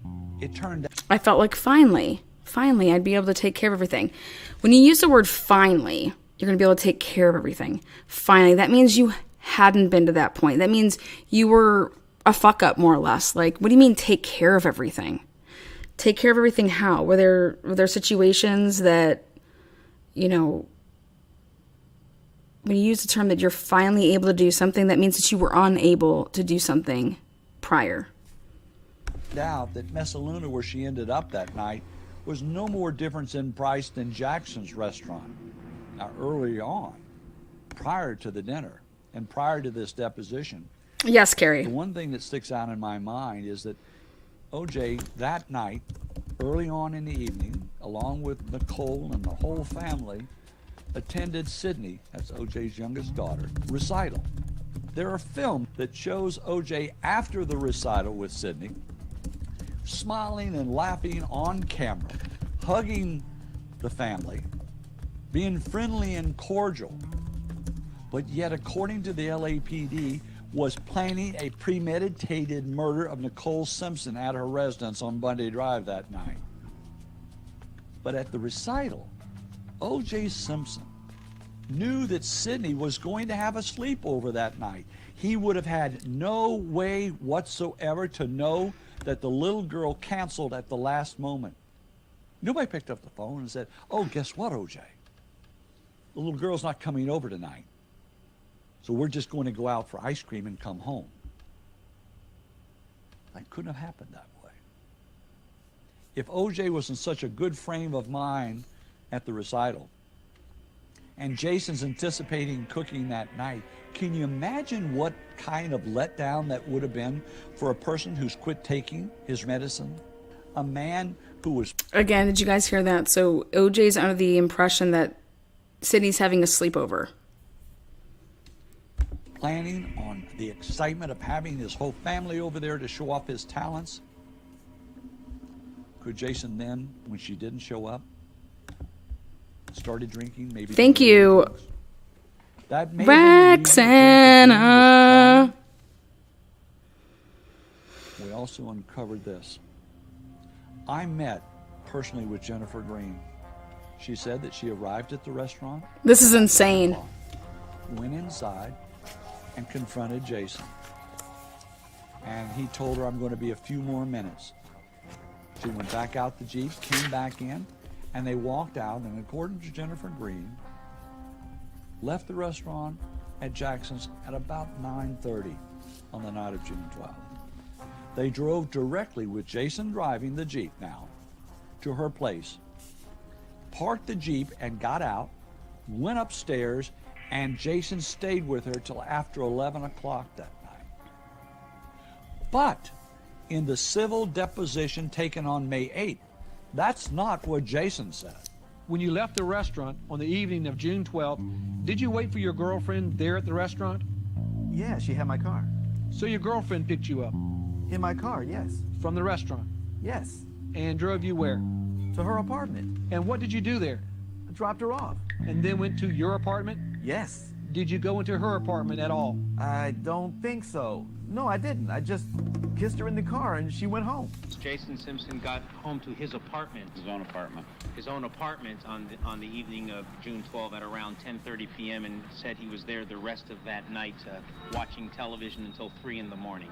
Then he admits, the phone rang. I heard it ringing after 3 o'clock several times, but I didn't answer it. Okay. Did you then get a phone call sometime in the middle of the morning? Yeah. Yes. From whom? From first my sister, but I didn't answer the phone. Why not? I didn't want to get up. I didn't know what it was. I didn't know what time it was. How did you know it was your sister? I found out. In retrospect, I know it was my sister. Why would you not answer a phone after 3 o'clock when you have an elderly grandmother, you have a mother, could have been your father, brother, sister, somebody sick or injured needing your help? but he doesn't answer it until later that morning. We got a phone call at around 6 a.m. from his mother, Marguerite, and then Arnell. Then he immediately drives, according to his deposition, to Jennifer Green. I first went to my girlfriend's house on the way because I couldn't drive.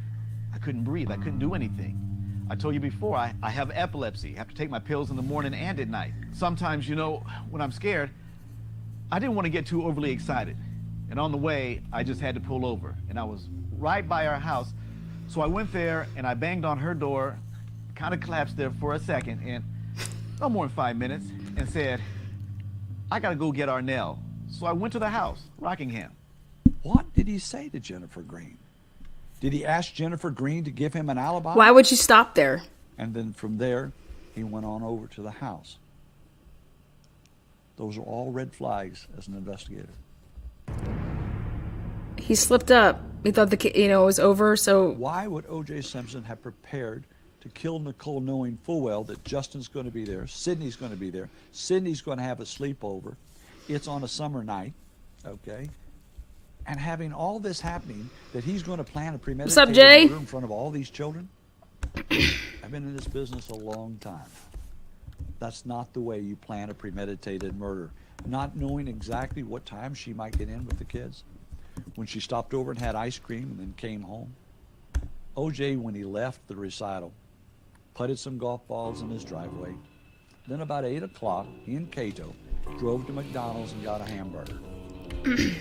From that point, they drove back to the house. If somebody planned to kill two people, should probably all psyched up, shouldn't go drive have a hamburger. That's what I was just going to say. I mean, let me just go to McDonald's, take this fucking beach bum / errand boy. Let's go get some burgers. Let's go get some quarter pounders. He testifies. They don't drive past, Nicole's or anything that they saw,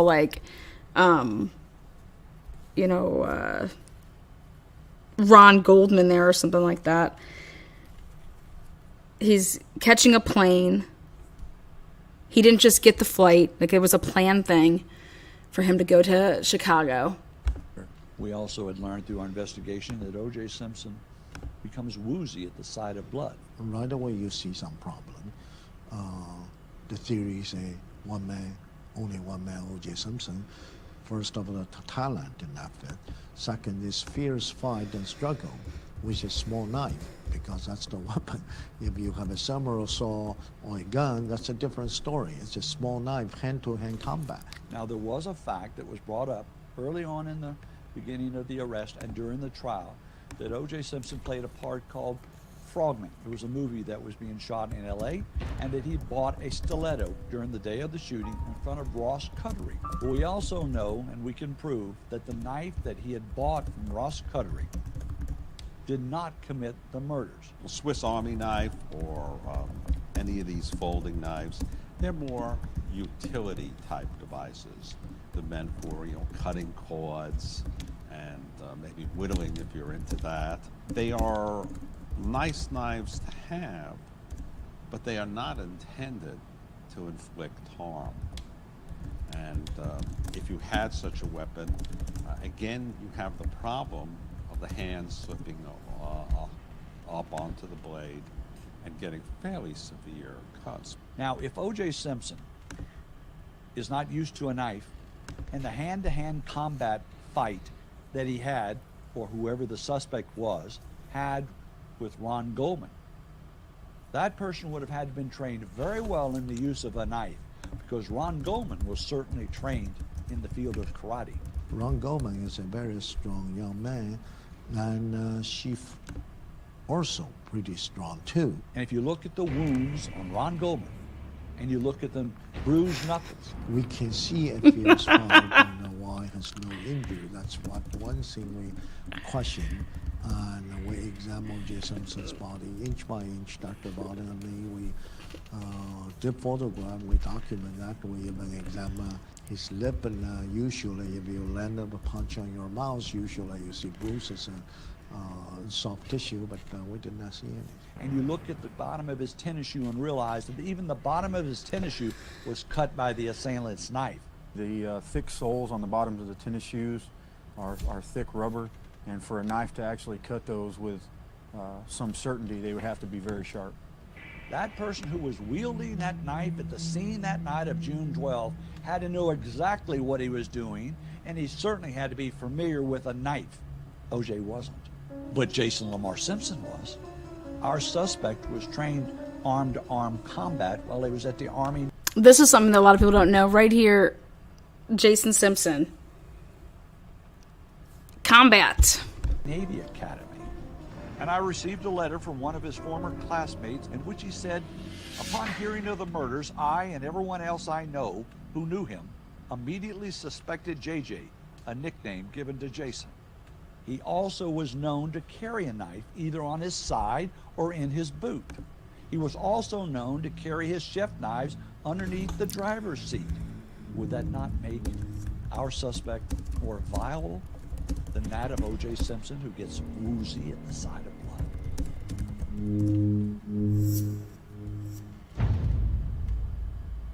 If, according to Jason's deposition, Nicole Simpson did not show up at the restaurant and he was embarrassed, 2, he wasn't taking his medication, 3, we know he has a rage disorder, 4, we know that he does not like women. Okay, so again, they go to the recital. I mean, OJ is in fine spirits. You guys see this video. I mean, yeah, is OJ an actor? Absolutely.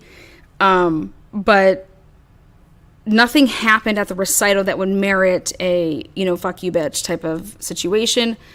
Where that fuck you situation came was when Nicole didn't follow through with the alleged trip to Jackson's, where Jason was going to be, their chef. Those were the plans, and then they were like, it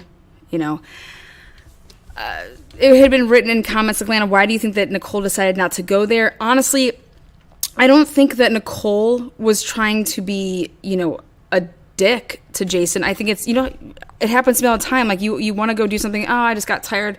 Let's just stay around here because I don't want to drive, wherever it was. Let's just go to, especially if other people are coming and it's nice and close.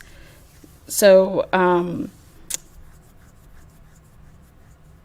I think the phone records, I would love to see if there would be any, phone records. But I think Jason then would be like, I told my boss all that, that you guys were coming through, and then you make me look stupid. What's up with that? You didn't call. See, like Jason saying that she called and said that she wasn't coming. I question that. I questioned, did that happen? Did that phone call ever happen? Or did she just not show up? And then Jason was like, what the hell? Women to lie to him. He possibly could have taken Jennifer Green, argued with her a little, dropped her off, and in the 15 minutes it takes to go from her place or from Jackson's to Nicole's, he's getting madder and madder. As he pulls in the alleyway, there he sees Nicole's black Cherokee parked. He pulls beside it and gets out. As he comes through the back gate and approaches a door, he knocks on that door. Nicole thinks it's Ron Goldman. She opens the door, and standing there is Jason Lamar Simpson, and he's certainly not in a good frame of mind. And they may have gotten into a heated argument. And at that time, the verbal argument and the abusive language that may have transferred from one to the other caused Jason to lose it, with Nicole then slapping Jason. Okay, so a couple things here. I'm going to back it up right to here because I want to answer some of this, because I think it's important to talk about it. All right, so let's go with, all right, so Kim says, and everybody that I know says this, why do you think that someone like OJ would ever have their son's back? You guys, he didn't have his son's back. He had his own back because he went to the murder scene, okay? So if he gave up his son, he would give up himself, because then people would think that he did it with his son. It was a situation that because you went there, you had no choice but to, shut the fuck up. Because of the actions that you chose to take, once your son told you this by coming over to the house or calling you, as far as, OJ helping or not helping Jason, this happens so much with celebrities, athletes. Your parent is the star, okay? And everything, spotlight's always on them, on them, on them. And if you think about it, when you become a parent, the spotlight always comes off of you and it goes onto your children. Unfortunately, as much as you would ever want to try when you're a celebrity, whether it's an actor, actress, athlete, if you're a public figure and you're in the limelight, it's always going to be on you as much as you try to like put that limelight on your kid as a parent. So I see what you're saying, Kim. But OJ, the stuff that was wrong with Jason, in my opinion, it's medical, it's documented. OJ was paying for his prescriptions. But as far as that night, if you want to say that he was protecting his son, I don't look at it that way. I look at that he was protecting himself, which in turn made it that he was protecting his son. I also think that you'd be in complete shock. You know that your son has, he acts out or whatever, but you as a parent want to act like it's not that big of a deal, or that didn't happen like that. He's not like that. He just, you always want to make excuses. But as far as anybody going to sit here and tell me that OJ was, is OJ selfish, is, yes, all of those things are true. And that's even why so much that like Jason fell under the umbrella of being protected because of OJ having to protect himself. I think that you heard it from Ron Shipp when he said, yeah, Nicole would, Jason was, a little bit older. So like, look at how old Ron Goldman was. Ron Goldman was 25, 10 years younger than Nicole. And just a couple years younger was that than of Jason. So going out and dancing and stuff like that. Do I think that Nicole probably said those things to make OJ jealous just because? Sure, of course, because I see that, women do that shit all the time. You want to play games. You want to be a jackass like that. There's always going to be consequences to playing games with people that are unstable. I don't believe that anybody should be pushing people's buttons, but it always happens. And then you wonder why, something could escalate. Not saying that anybody should ever touch anybody, anything like that, but I'm just saying, everybody has that defense mechanism where they, well, I'm not going to let somebody think that I'm hurt, so I'm going to go ahead and say this. And then other people's defense mechanisms are like, they'll just start crying. Everybody's different. But do I think that OJ was protecting his son? I think that OJ went there.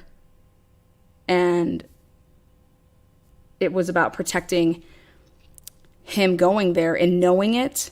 So then therefore he lawyers up Jason Lamar. That's the only person that he lawyered up. He did not lawyer up Arnell. He didn't lawyer up the kid, obviously his small children he did not lawyer up. But the one person that he did lawyer up was Jason. Again, I go back to the Bronco. That Bronco would have been covered in blood.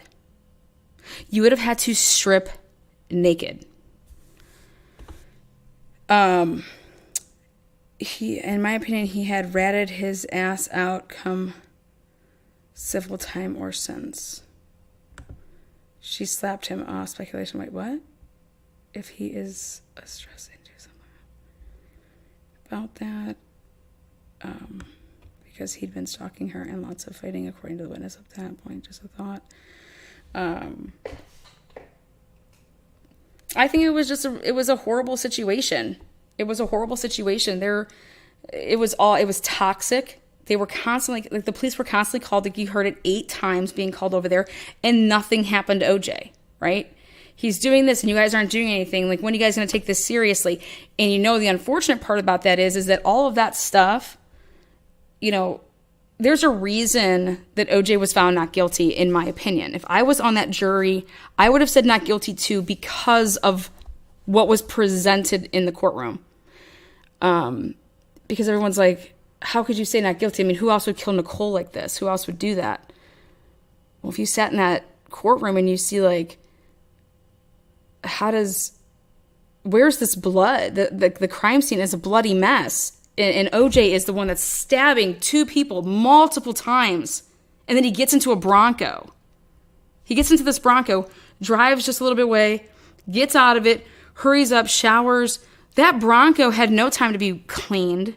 The Bronco had no time for anything. And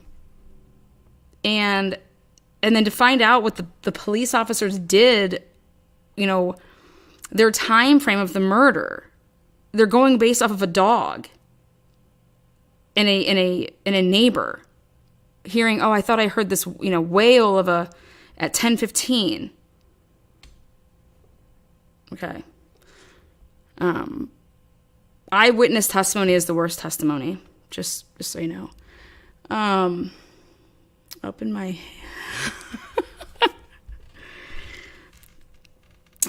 do you think OJ's lawyers knew it was Jason that did it? Yes.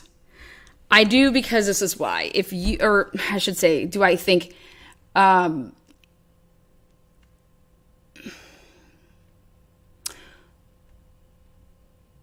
why... There's things throughout the trial that when they're doing certain things and saying certain things are really ballsy. Ballsy to the point that you wouldn't... Yeah, have him try that glove on. Have him try the gloves on. That's ballsy.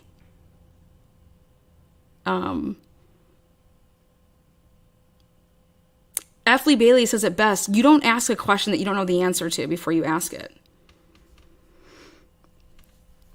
That Bronco chase, in my opinion, that was designed.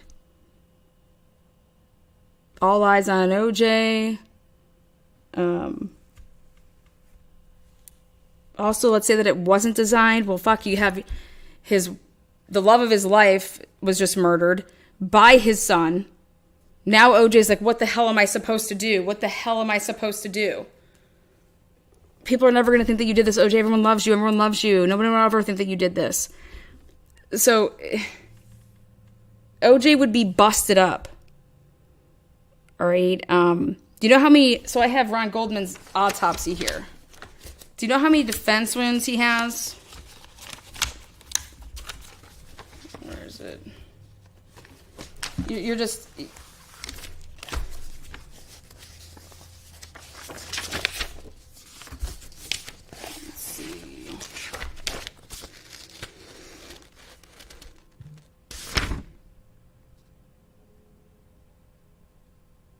I mean, his knuckles, Ron's knuckles are indicative of landing some blows.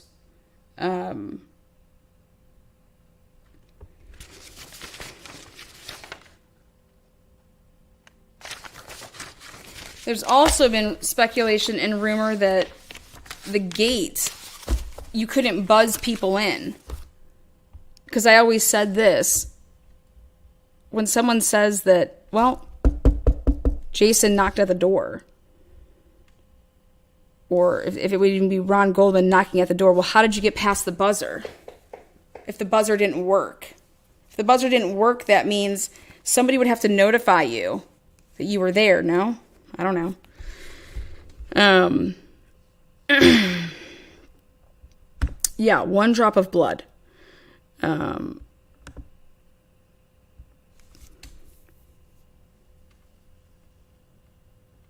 You know what's crazy is I don't believe that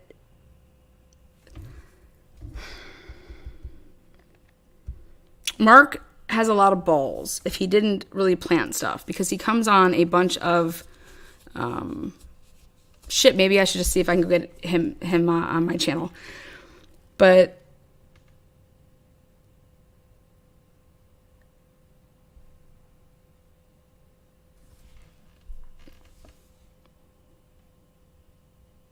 Mark is damned if you do, damned if you don't type of situation. But Marcia Clark and Chris Darden and the rest of the prosecution, for them not to know about Mark's past was problematic, and ultimately, in my opinion, lost them the case.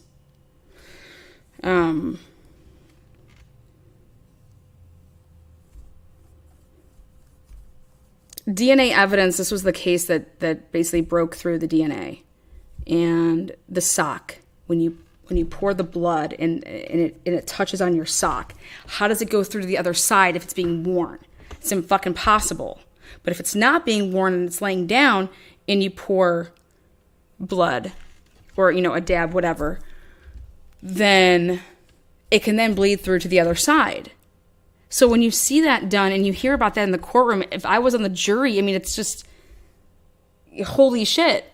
And then right after the Rodney King beatings, you're looking at the LAPD as a bunch of fucks, rightfully so.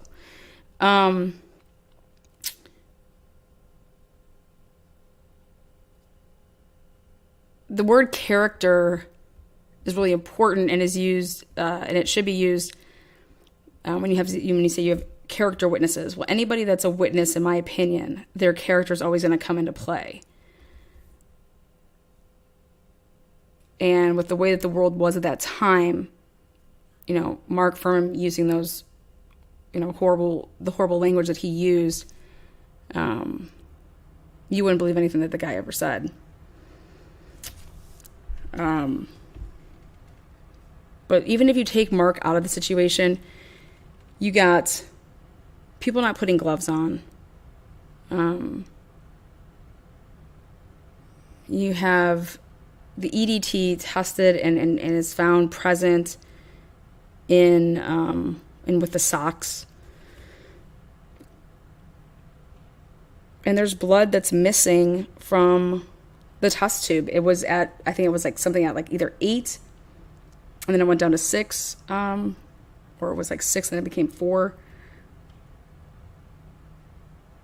So what we always saw, growing up with this case is nothing what the jury saw. The jury didn't see anything that we were seeing that because it wasn't admissible or all of this crap that was being said.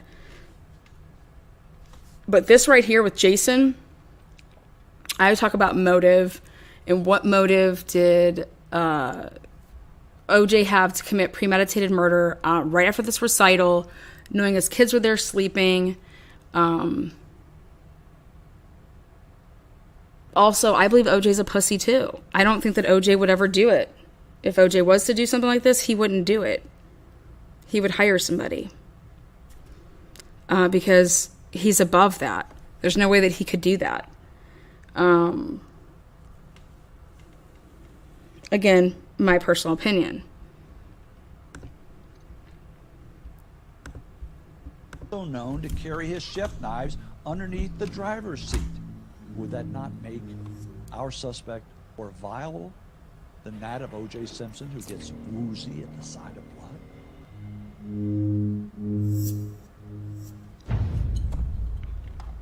If, according to Jason's deposition, Nicole Simpson did not show up at the restaurant and he was embarrassed, 2, he wasn't taking his medication, 3, we know he has a rage disorder, 4, we know that he does not like women to lie to him, he possibly could have taken Jennifer Green, argued with her a little, dropped her off, and in the 15 minutes it takes to go from her place or from Jackson's to Nicole's, he's getting madder and madder. As he pulls in the alleyway, there he sees Nicole's black Cherokee parked. He pulls beside it and gets out. As he comes through the back gate and approaches a door, he knocks on that door. Nicole thinks it's Ron Goldman.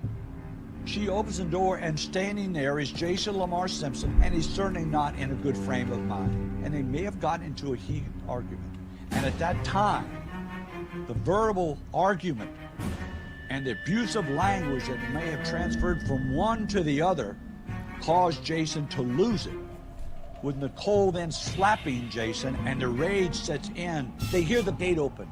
He reaches for the knife and comes out to attack Nicole and comes down on the top of her head. She slumps unconsciously to the pavement, lying on her side. And all of a sudden, Ron Goldman hears what's going on. And he runs toward him, and the next thing you know, he's pinned into an area. He has no knife. He has no way of defending himself.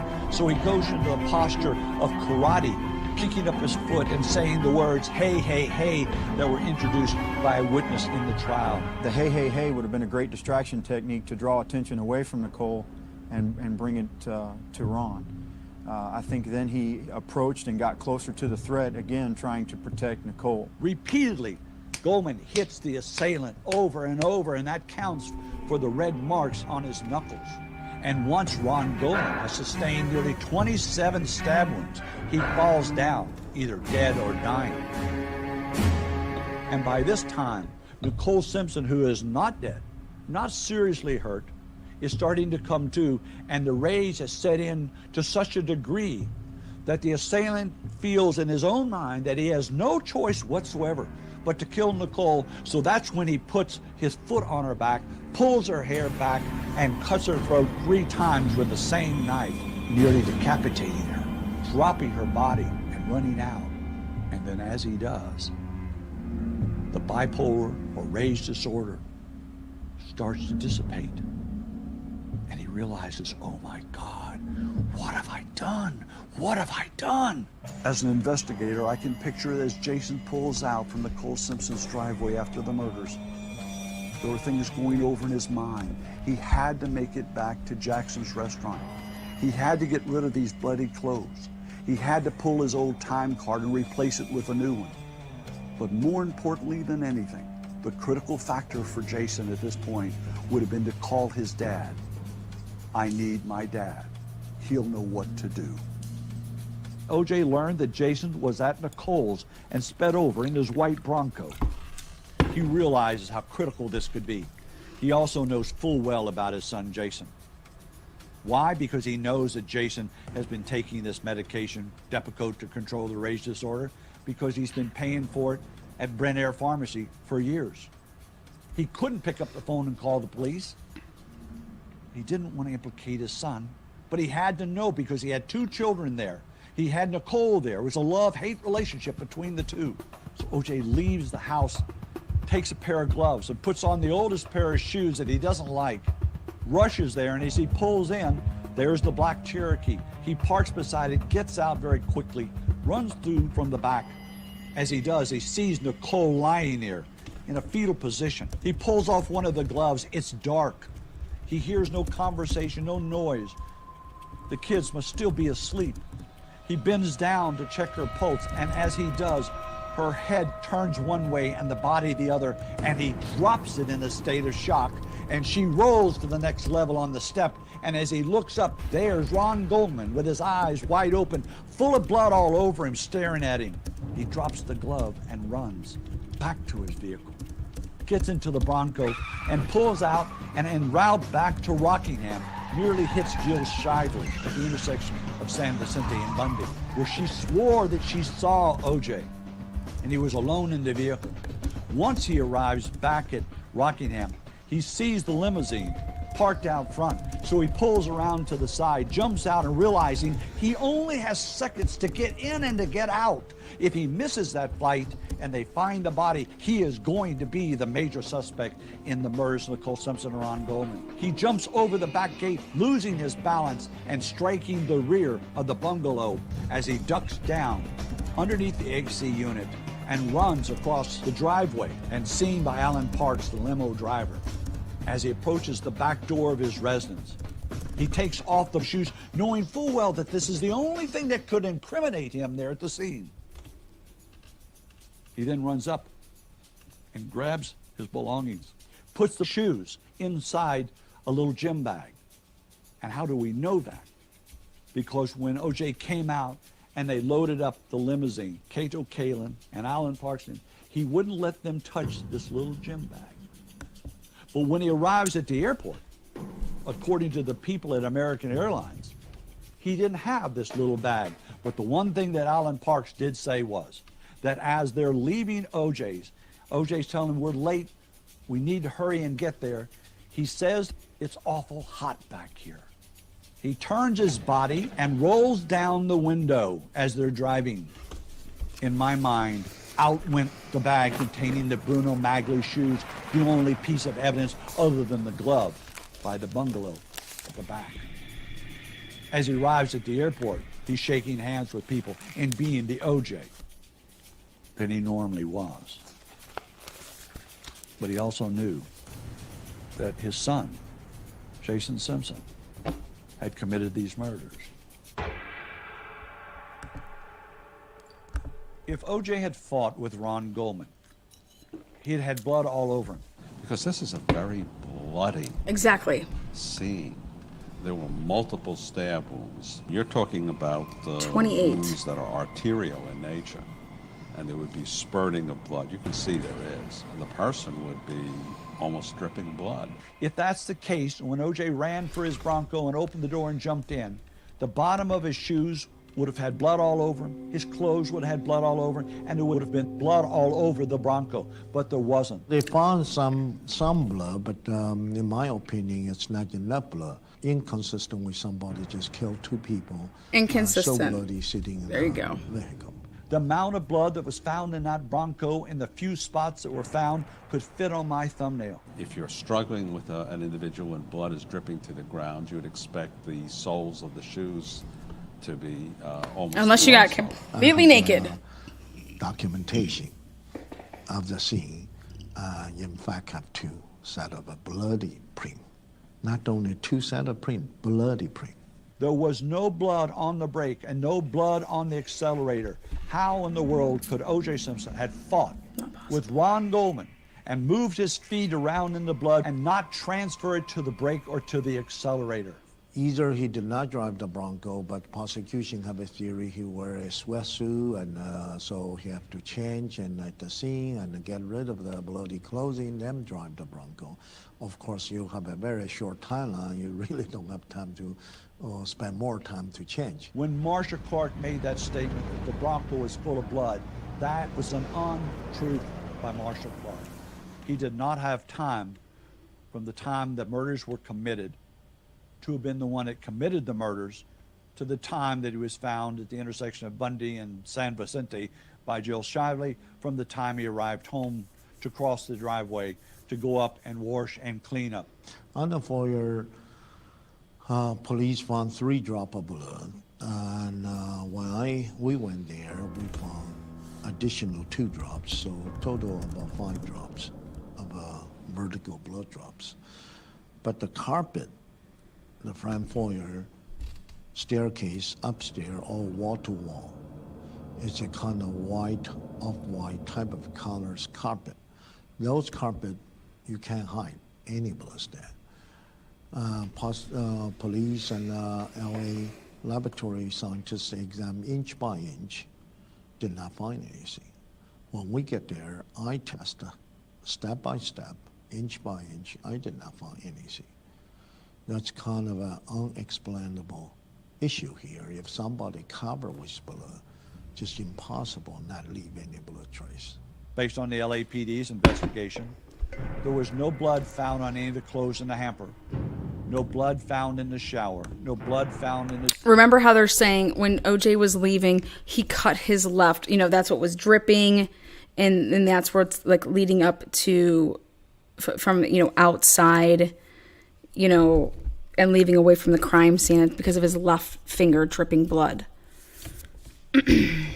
Where is that in the house? The toilet. No blood found in the lavatory, but there was blood found on these 2 socks in front of his bed. We have some blood stain, Nicole's blood. The theory is when OJ at the scene, Nicole tried to grab his ankle, and that's how the blood was transferred. However, if you wear socks, somebody grab your ankle, you should find both sides, outside and inside, have blood. If you have sufficient blood, or you just found outside have blood. But the sock found had blood on the outside and on the 2 inside surfaces, but there was no blood found on the other outside surface. How the fuck do you explain that? If somebody have a foot inside, how the blood got transferred from here to that side without leaving anything. I'm a logic person. That's not logical. Very interesting issue and never resolved. We also know that the blood that was found on the socks contained EDTA, which could only come from a vial of blood. Dr. Reader examined what original data he noticed have EDTA. Subsequently, many other experts in the field, they all agree with him. A reference sample was taken from another portion of that sock, and that was negative. So it wasn't contamination from the sock itself, but it was in the blood that is found on there, in my opinion. And that the blood that is found on there was not blood that had dripped from somebody on there, but that it came from a container that had the preservative EDTA in it. I would hope that there was a reasonable explanation for the detection of EDTA on the sock, and that it had nothing to do with planting of any evidence. We also know that when OJ was picked up on June 13th after coming back from a flight to Chicago, that he was taken by Van Etter and Lang to the jail. There, in front of Detective Van Etter, a vial of blood was drawn. We know that the vial contained 8 cc's of blood. We know that the blood that was inside the vial was shook by thanoporitis, and it contained EDTA to preserve OJ's blood. We know that thanoporitis was told to give it to Detective Van Etter, which he did. Van Etter put it in his pocket. When Van Etter returned the blood to the crime scene expert later that afternoon, it only contained 6.5 cc's of blood. That means it's minus 1.5. What happened to that 1.5? If Jason Simpson had been the one that fought with Ron Goldman and not OJ, he would have been covered in blood. If that's the case, he then had to go back to Jackson's restaurant to change clothes. He knew that if he took off his bloody clothes that he'd worked in as a chef, nobody would be suspicious of it once it was placed in the hamper, which is normally picked up on Monday. We'll have all the bags of tablecloths, napkins, and then the aprons and the chef's jackets, and they'll put them all together in the back room, and they'll pick them up on Monday. But another crucial point would have been that if that was the case, Jason would have had to obtain his time card. Jackson's restaurant is a restaurant that you time in and time out by a time clock. Jason would have had to obtain his time card and alter it in some way. But there was no way for us to know because Alan Ladd Jackson was not going to cooperate with us. Everybody at this point in my investigation was trying to protect Jason Simpson.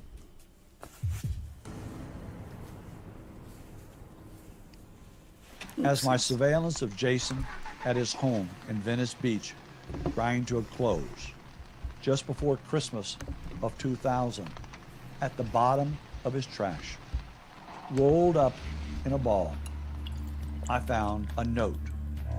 Once I shipped that back to Dallas and had a handwriting expert compare that to writings that I had obtained on Jason, I was told that the note had in fact been written by Jason Simpson. After a lot of wrestling, working at it, this is what we were able to come up with. Dear Jason, there are 3 of us here. Of all my shortcomings. No way for us to know because Alan Ladd Jackson was not going to cooperate with us. Everybody at this point in my investigation was trying to protect Jason Simpson.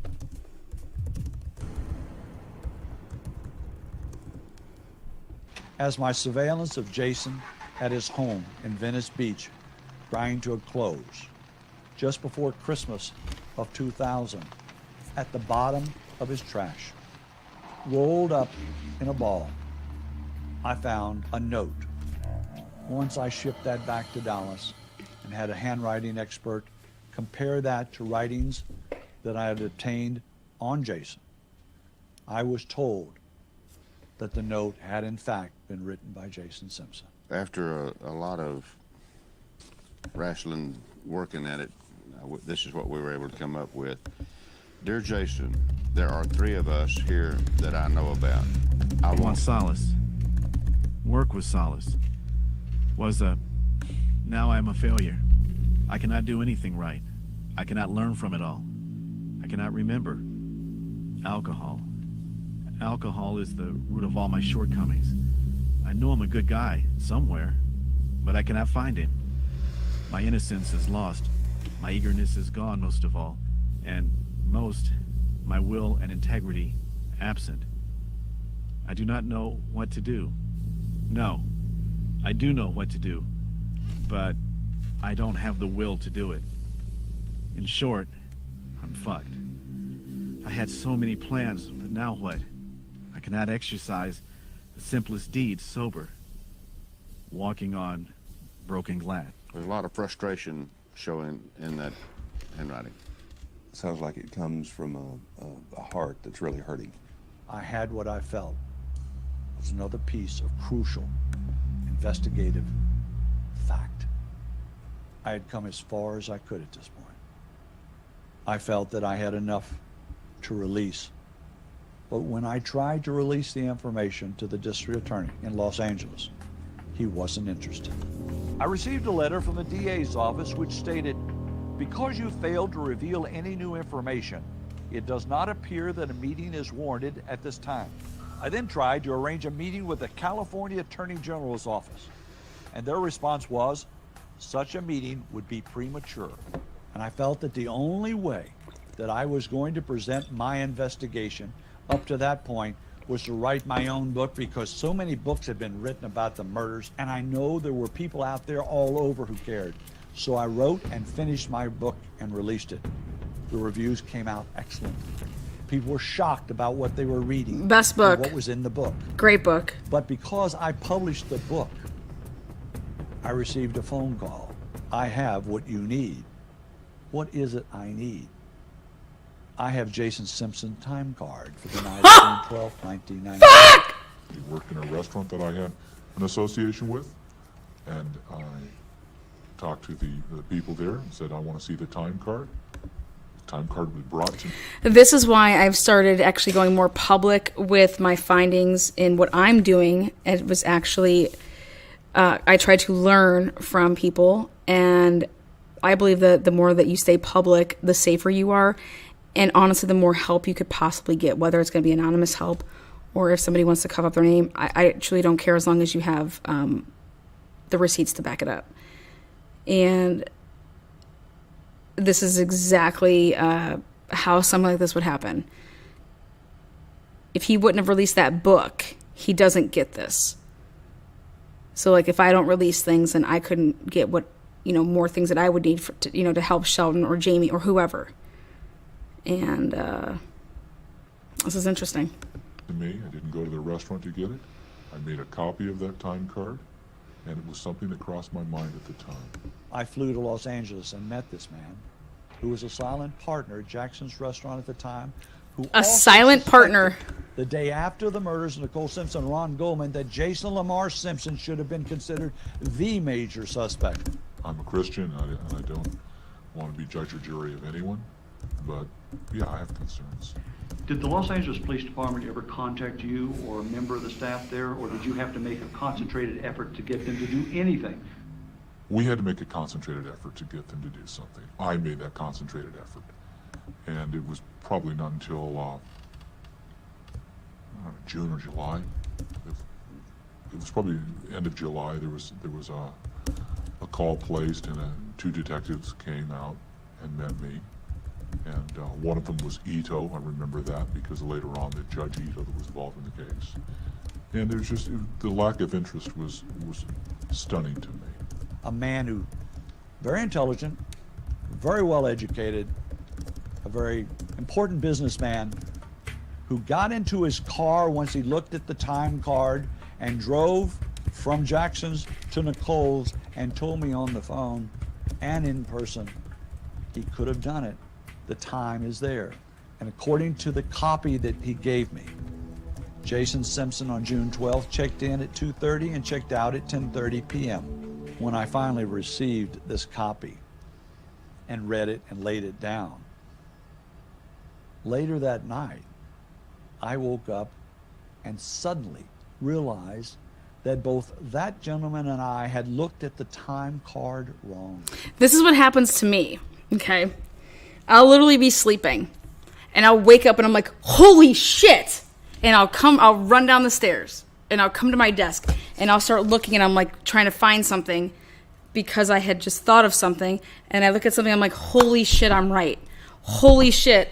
And I'll start grabbing a couple other pieces of papers, and I'll double check. I'm like, oh my God, it was right here in front of my face. So I know exactly what he's talking about. Like, you're sleeping and then you wake up. This has happened to me actually a lot over the past year and a half. When did you leave work? I think it was around 10:30. Did you punch out? Yeah. When I looked at what I had been faxed, the day of June 12th had been penciled in, not time clocked in, penciled in. Jackson's had a working time clock, and yet the time card that we were looking at had been altered. On the day? Okay. The other thing about this is that Sundays works. Hold on. All right, so let's take a look at this. Sundays either starts your week or ends your week. It would never be on the same time card. So this right here, this written in, and then you see down here SASU. You can't possibly have two Sundays on the same time card. You see that right there? 2:30. He fucked up his own rigging. That's what I noticed. Now, I'm not sure if William Deere has noticed that, okay? But I went ahead and I wrote William Deere back a couple years ago. Like, fuck, I can't even remember how many years it's been. But when I saw this, I said, wait. I said, Sunday, there's two Sundays on the same time card. It's usually like, here's your week. There you go.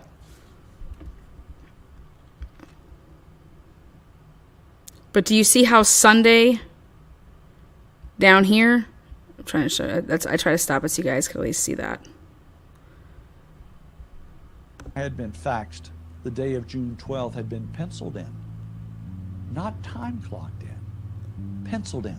Jackson's had a working time clock, and yet the time card that we were looking at had been altered. On the day or date column, there is not a Sunday that's printed from the time clock, and it's all handwritten. And it was signed in, signed out in pencil, initialed by Jason Lamar Simpson.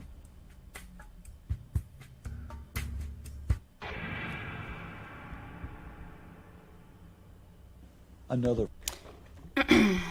Now, how I know that it should only be a week length is you see how it says week ended with the 19. See that right there? So this should have started then on the 12th. But then do you see how at the bottom of it, the time card should end on Saturday then. And a new Sunday should start. See how it says week ending? Hold on. Period pay ending 6/19/94. Okay, that means it's ending on the Sunday. I'm telling you, he fucked up. Okay? And I just told William Deere about it. I said, I think that you're also missing that point. Another phone call. Again, the same wording. Mr. Deere, I have something that I think you want to look at.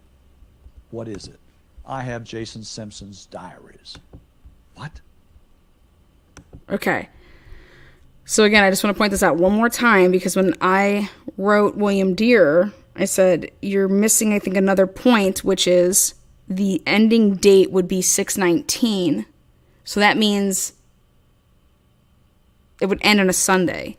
That means it can't possibly start on a Sunday. Okay? He was so fucked up in his mind that he knew that he had to get rid of that time card. But let me tell you what happened with that time card. he threw out his whole time card for the whole week. Because Sundays, according to how I read this, would end the week, not begin the week. So he would have had to take the whole time card, which would actually have like all the dates leading up until that Sunday all on there. And then he fucked up his own shit. But Sundays can't be on both. It's just not how it works. In pencil, initialed by Jason Lamar Simpson.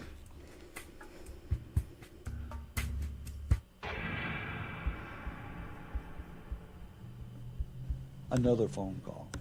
Again, the same wording. Mr. Deere, I have something that I think you want to look at. What is it? I have Jason Simpson's diaries. What? I followed your investigation on the internet. I have Jason Simpson's diaries. Plus, I have some other things. And I said, how do you know it's Jason's? It says Jason. I said, photocopy me a couple of pages that you think are important. Fax them to me and let my handwriting analysis expert compare them. I compared the known writing to this document and was able to determine that this was definitely Jason Simpson's handwriting.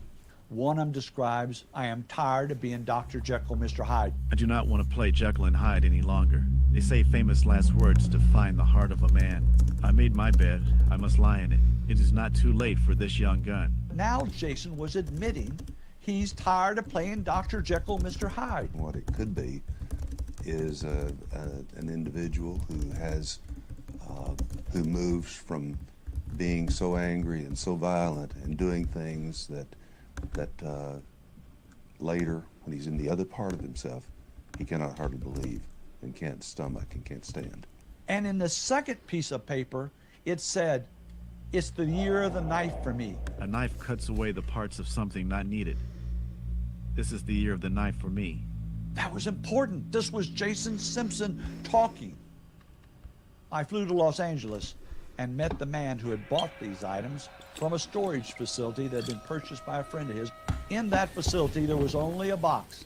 A lot of cooking magazines, a lot of documents and personal booklets and diaries, stuff to that effect. Some personal belongings, some clothing. In that box contained 3 notebooks, which were diaries written by Jason Lamar Simpson. But also in that box were a series of photographs. When you look at the photographs and keep in mind that one other crucial piece of evidence that was found at the crime scene beside the glove was a knit cap, or what everybody in the Navy describes as a watch cap. It doesn't fit. If it doesn't fit, you must acquit. Look at him wearing that. In front of me is Jason Lamar Simpson lying in bed with his arm around his dog, wearing a knit cap similar to the one that was found at the crime scene on Bundy. Then I looked at the date at the bottom of that picture, and it was taken prior to the murders of Nicole Simpson and Ron Goldman. All the hair fiber evidence went to FBI. Subsequently, I did re-exam. I remember some of the hair is inconsistent with O.J. Simpson. Other pictures where he's wearing a different colored watch cap has a date after the murders of Nicole Simpson and Ron Goldman. But nowhere whatsoever did we ever find a picture of O.J. Simpson wearing a watch cap. But we found numerous photographs of Jason wearing a knit cap. One thing that was also found in that box that was important to me was Erin, Jason Simpson's little sister, her death certificate. Why would that death certificate have been in the box with crucial items of Jason Simpson's past?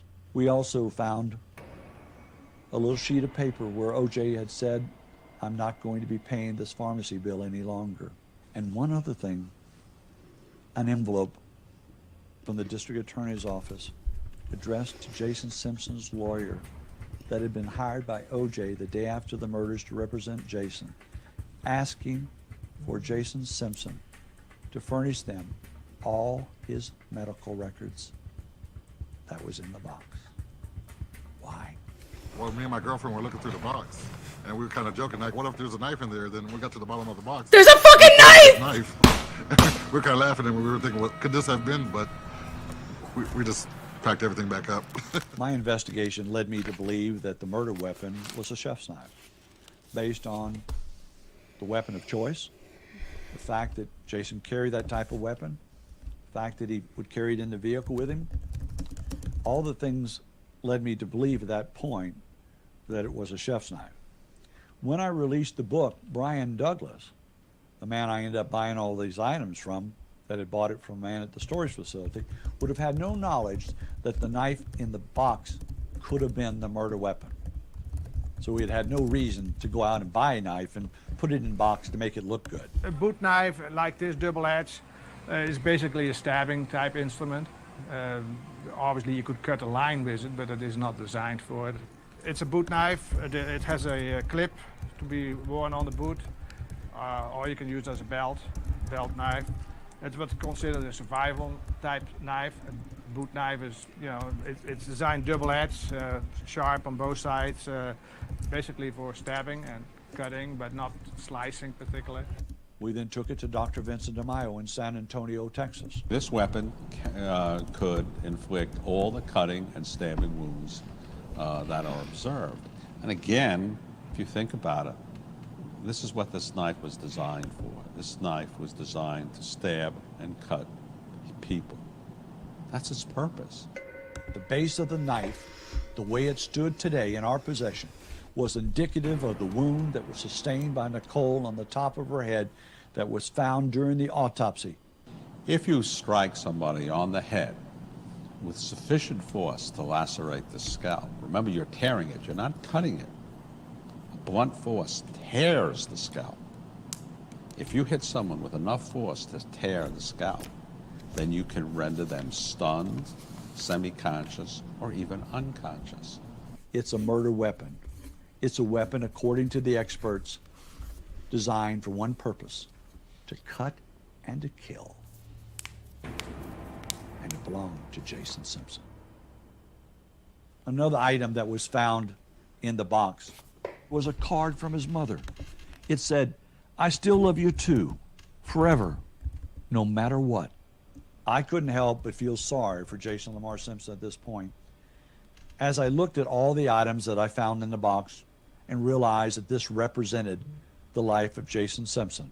The diaries, the knife, an envelope from the district attorney's office, the note from his mother, the death certificate from his little sister.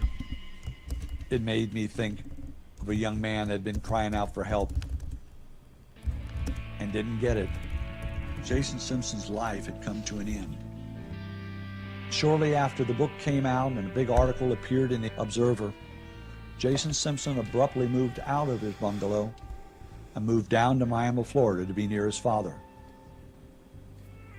He gathered up all these personal belongings and put it at a facility called Public Storage into a box. Failed to pay the rent. It was sold at auction without anybody realizing what was contained in that box. That is now part of my investigation.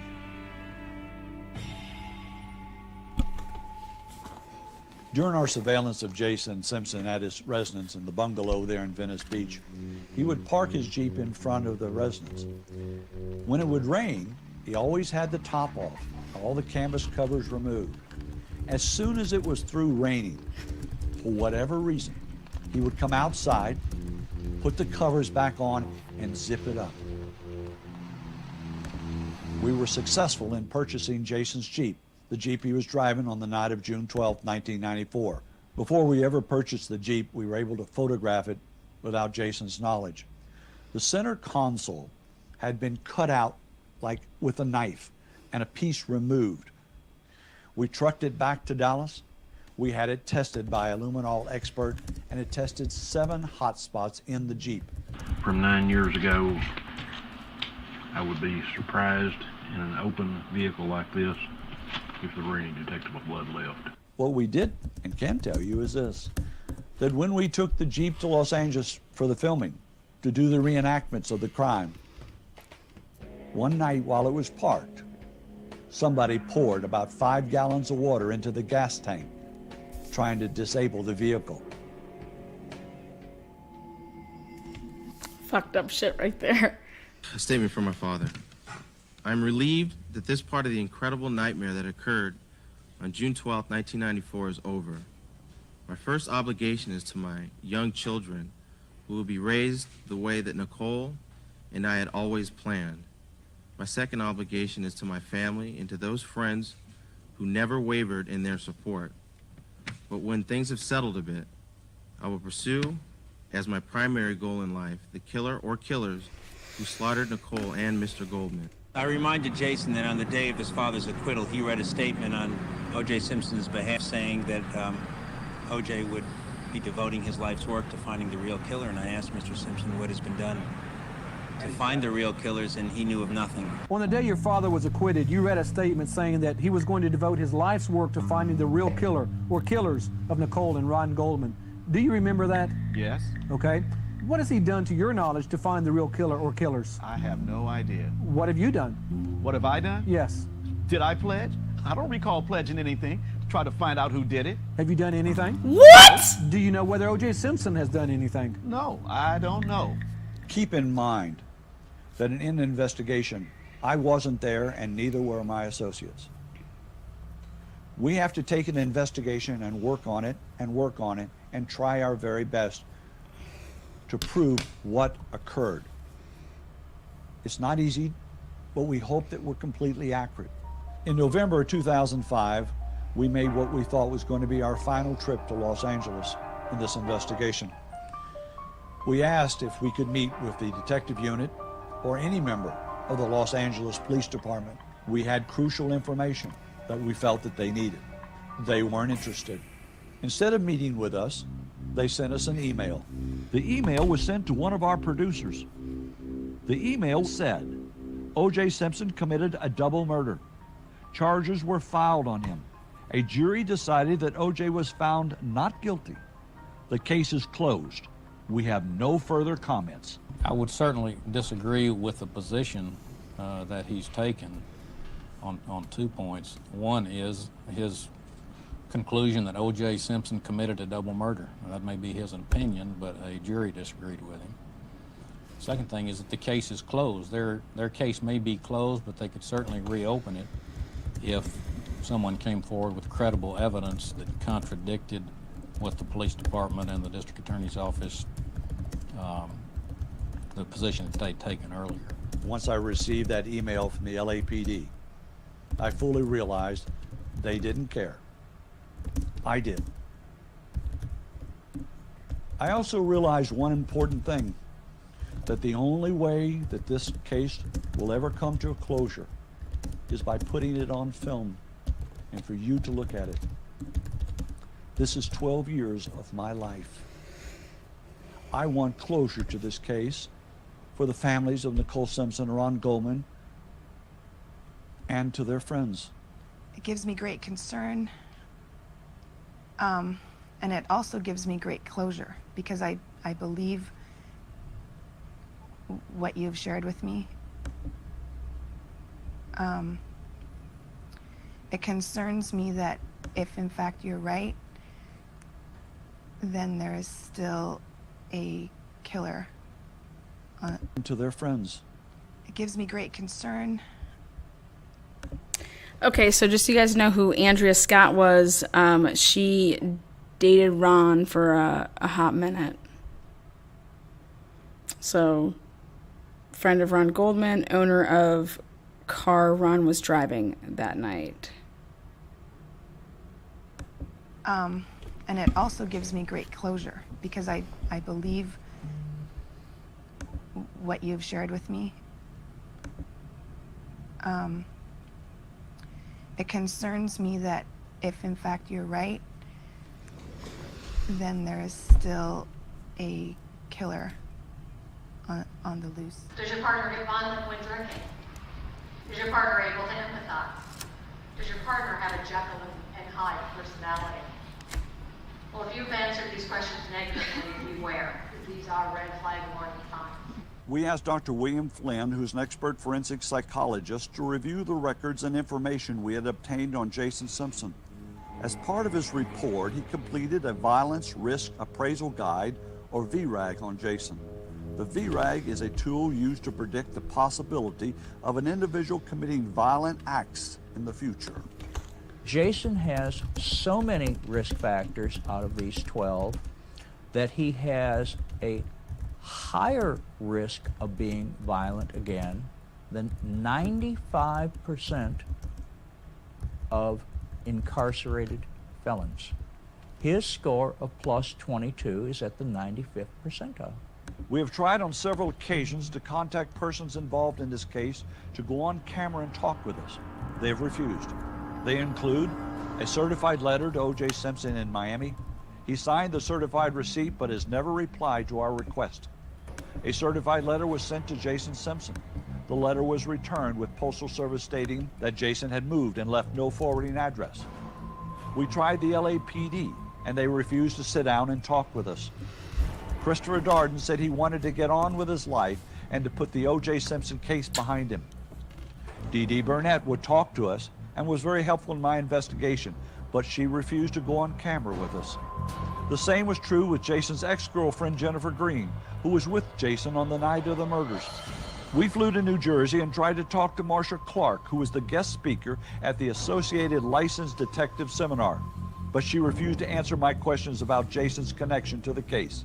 We tried to interview Mark Furman.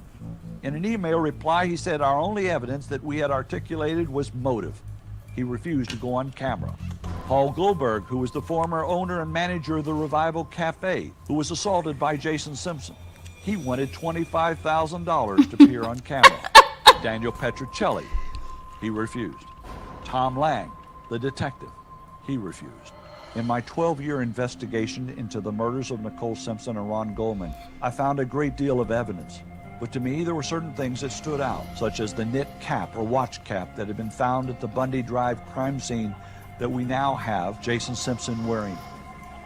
The time card that we now know that Jason Simpson forged. His alibi, which it turned out he had none on the night of June 12th. The fact that he had been in the hospital with 3 attempted suicides. The fact that he had been in the psychiatric unit of St. John's Hospital. The fact that Jason had checked into the Cedars-Sinai emergency room just months prior to the murders, saying to the attending physician, "I'm about to rage." His attack on Jennifer Green just weeks prior to the murders. His attack on Dee Burnett, his former girlfriend, and the fact that he told her just a couple of days prior to the murders that he'd quit taking his Depakote to control his rage disorder. His diaries, where he describes himself as Dr. Jekyll and Mr. Hyde, and it's the year of the knife. And another important factor, that Nicole Simpson did not show up for dinner, where he was the acting chef on the night of June 12, 1994. And more importantly than anything, the weapon that we found in Jason's personal belongings that has been described to us by experts as the possible murder weapon of Nicole Simpson and Ron Goldman. It's up to you. You're the jury. Do you believe I have sufficient evidence to warrant a grand jury hearing into the murders of Nicole Simpson and Ronald Goldman? My name is Bill Deere, private investigator.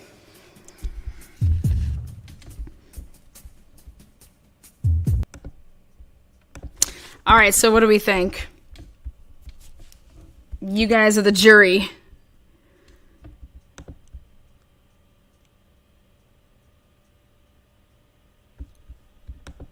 So, what do we think? You guys are the jury.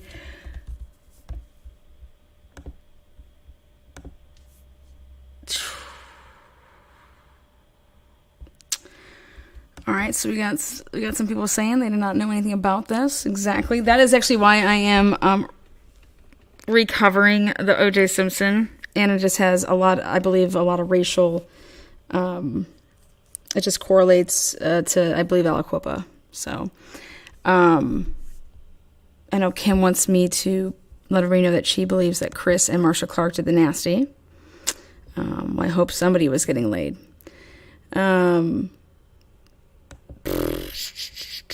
After watching it, I think Jason did it. Okay, so then you would believe that enough was there to, let's try him. I will be picking, yes, enough for a grand jury, yes. I agree. But more importantly, the beginning was everything for me when someone says, you can't assume something. And if you look back at the trial, I think that they were able to be a little bit more ballsy because they knew things. They knew things. They knew that the prosecution would not be able to answer why this or why that, or and then I just go back to the Bronco and I go back to the sock. And again, I'm going to continue on showing the episodes of the trial. But there's a reason that the jury came back with, not guilty. Yes, I do believe that it has a lot to do with what was going on in the world at that time, especially in LA. But it also has to do with what was actually presented, and it was a shit show. May believes that Jason looking bad. Who is Aliquippa? Sorry, well, you just gotta stick around then, I guess.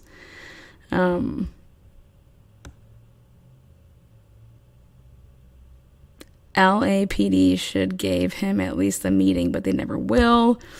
How was OJ's blood show up all over the Bundy address? The mixture of Nicole, Ron, and OJ.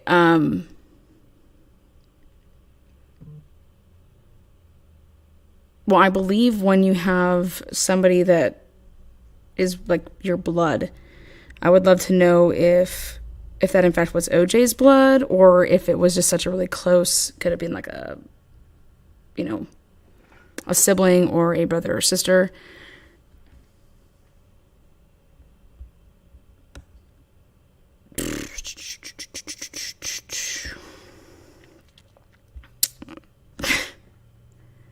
Thanks for your new support and your membership there. Bedtime Stories. Truth and Transparency appreciates your Rockstar membership. I don't know. I couldn't find Jason guilty beyond a reasonable doubt. Yeah, no, I don't. I mean, this isn't about finding Jason guilty. This is about trying Jason. This is just like how you tried OJ. It's not about finding anybody guilty at this point. It's about, does the evidence merit? I mean, what was OJ arrested on?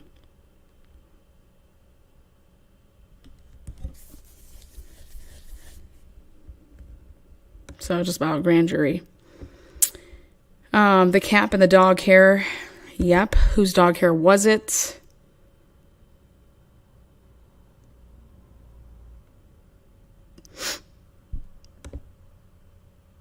The dog hair could have ended up on the cap from the killer being so close to the victim, who also had dog hair on them, correct?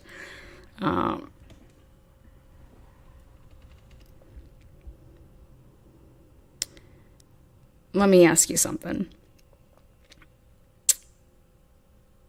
If you were Marsha Clark, this ruined your career in a sense. And somebody shows you all of this, wouldn't you be like, holy shit, I want that tested? Test this or test that or test this, test that. I believe that Marsha Clark and Chris Darden deserve for stuff to be tested if they were to ask, because of what they went through. But who just decides not to test something? Just go fucking test it. See what comes back. It's 2022. Test it. So OJ protected Jason. Nope, not what I'm saying at all, because I believe that OJ was only protecting himself, which in turn protected Jason. Once OJ went over to that crime scene, it was about OJ protecting OJ because he knew. I believe that OJ knew things.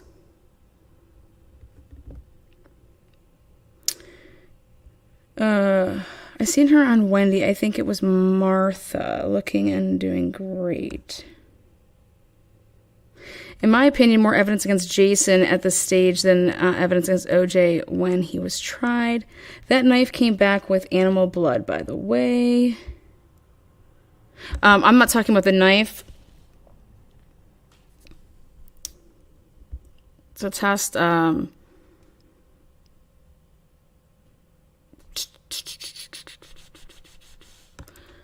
let's think about it. The night that this all would have happened, Ron Shipp wasn't asked any questions about the fact of Nicole seeing Jason outside the house on Greta Green.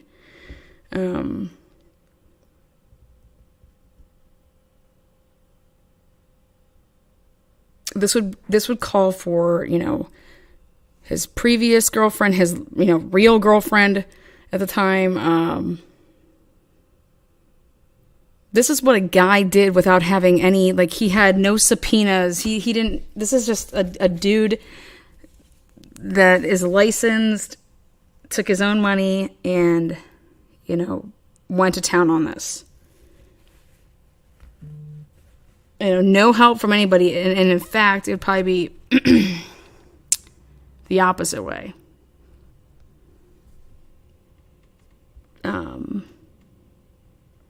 It shares that the police just failed in their job. Yeah. And I think my hang up with all of this is once there's been a crime committed and someone's dead, and this may sound harsh, but they're dead. Okay? They're dead. Is the person that committed that crime going to go commit another crime? And it's going to be that only if it was a serial killer.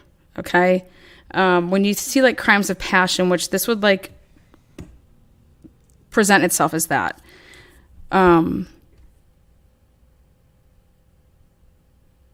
Investigate, get your reports in, take your reports, you sit down, the detectives, they put everything together, but,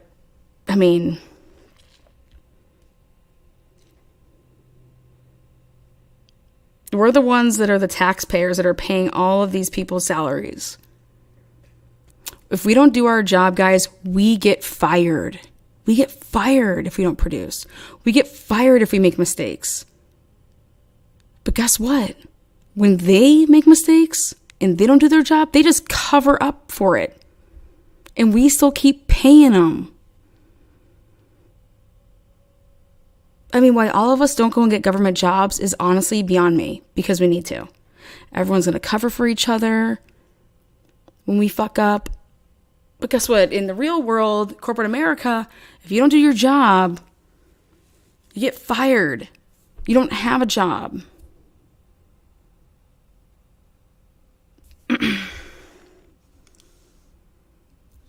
It's truly just, and everyone says well, what are we supposed to do about it? Stop voting for these fucking people. That's one way to do it. Stop voting. Or if you aren't voting, then you need to get the fuck up off the couch and go and vote. All right? Get your DA the fuck up out of there. For example, DA Lozier is running again in Beaver County. He has no business winning. Well, how can we make it so that he doesn't win? Well, you got to vote. All this push about voting for the president of the United States of America. That is crazy. Okay?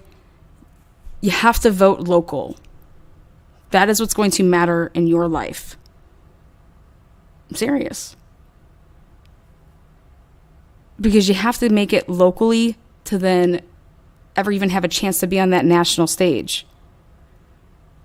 So our job is to prevent people that we know are dicks and are corrupt from getting ever even to be on that stage. You don't got to tell anybody who you vote for. But our judges and our DAs, you guys, we have to vote. It's the most important thing. So I'm starting a campaign now.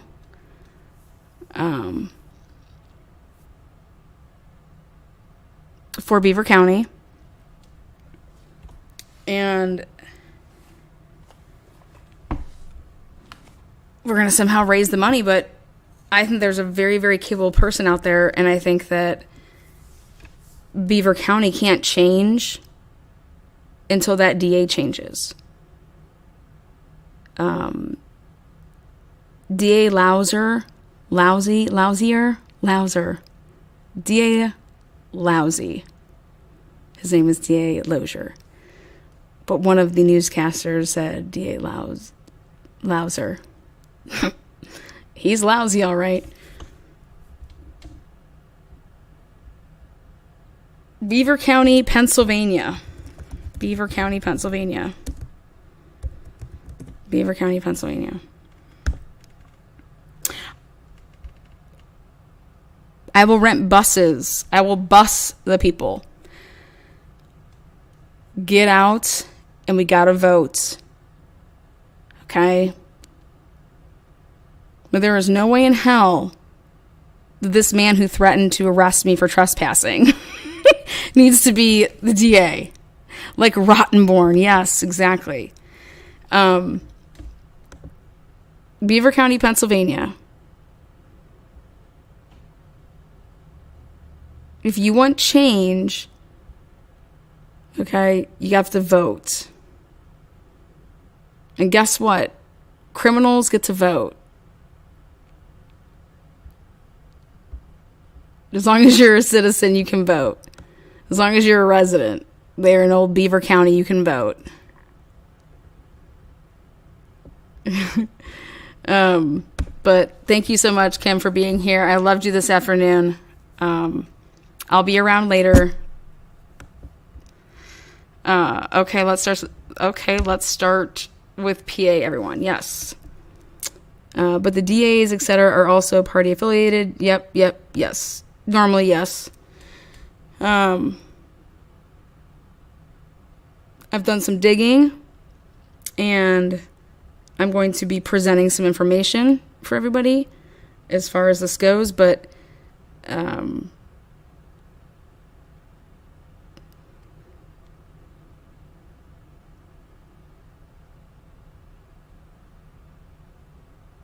there's no doubt about it that your district attorney is the one who decides who gets prosecuted. Do you understand that? Your district attorney decides if you get prosecuted or not. And if you're going to bring charges upon somebody and what those charges are going to be. Your district attorney decides that. That's who decides that. Not God, as much as I have my faith where it needs to be. But it's your district attorney, your DA.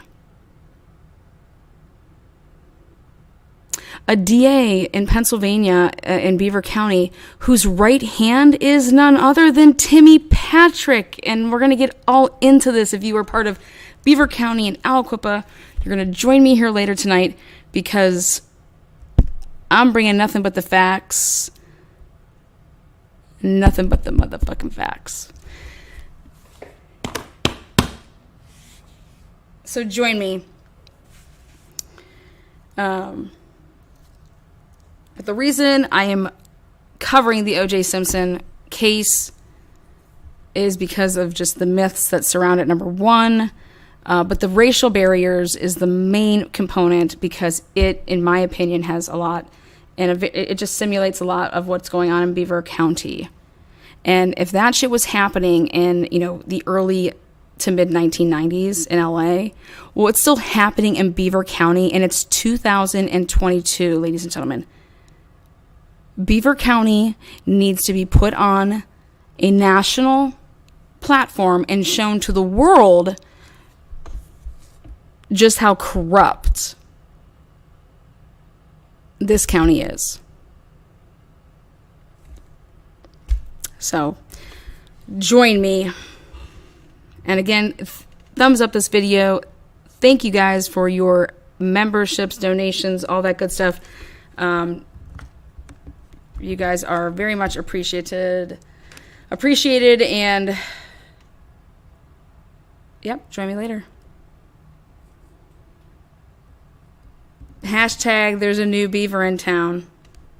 Wah, wah, wah. Oh. Again, see you guys soon.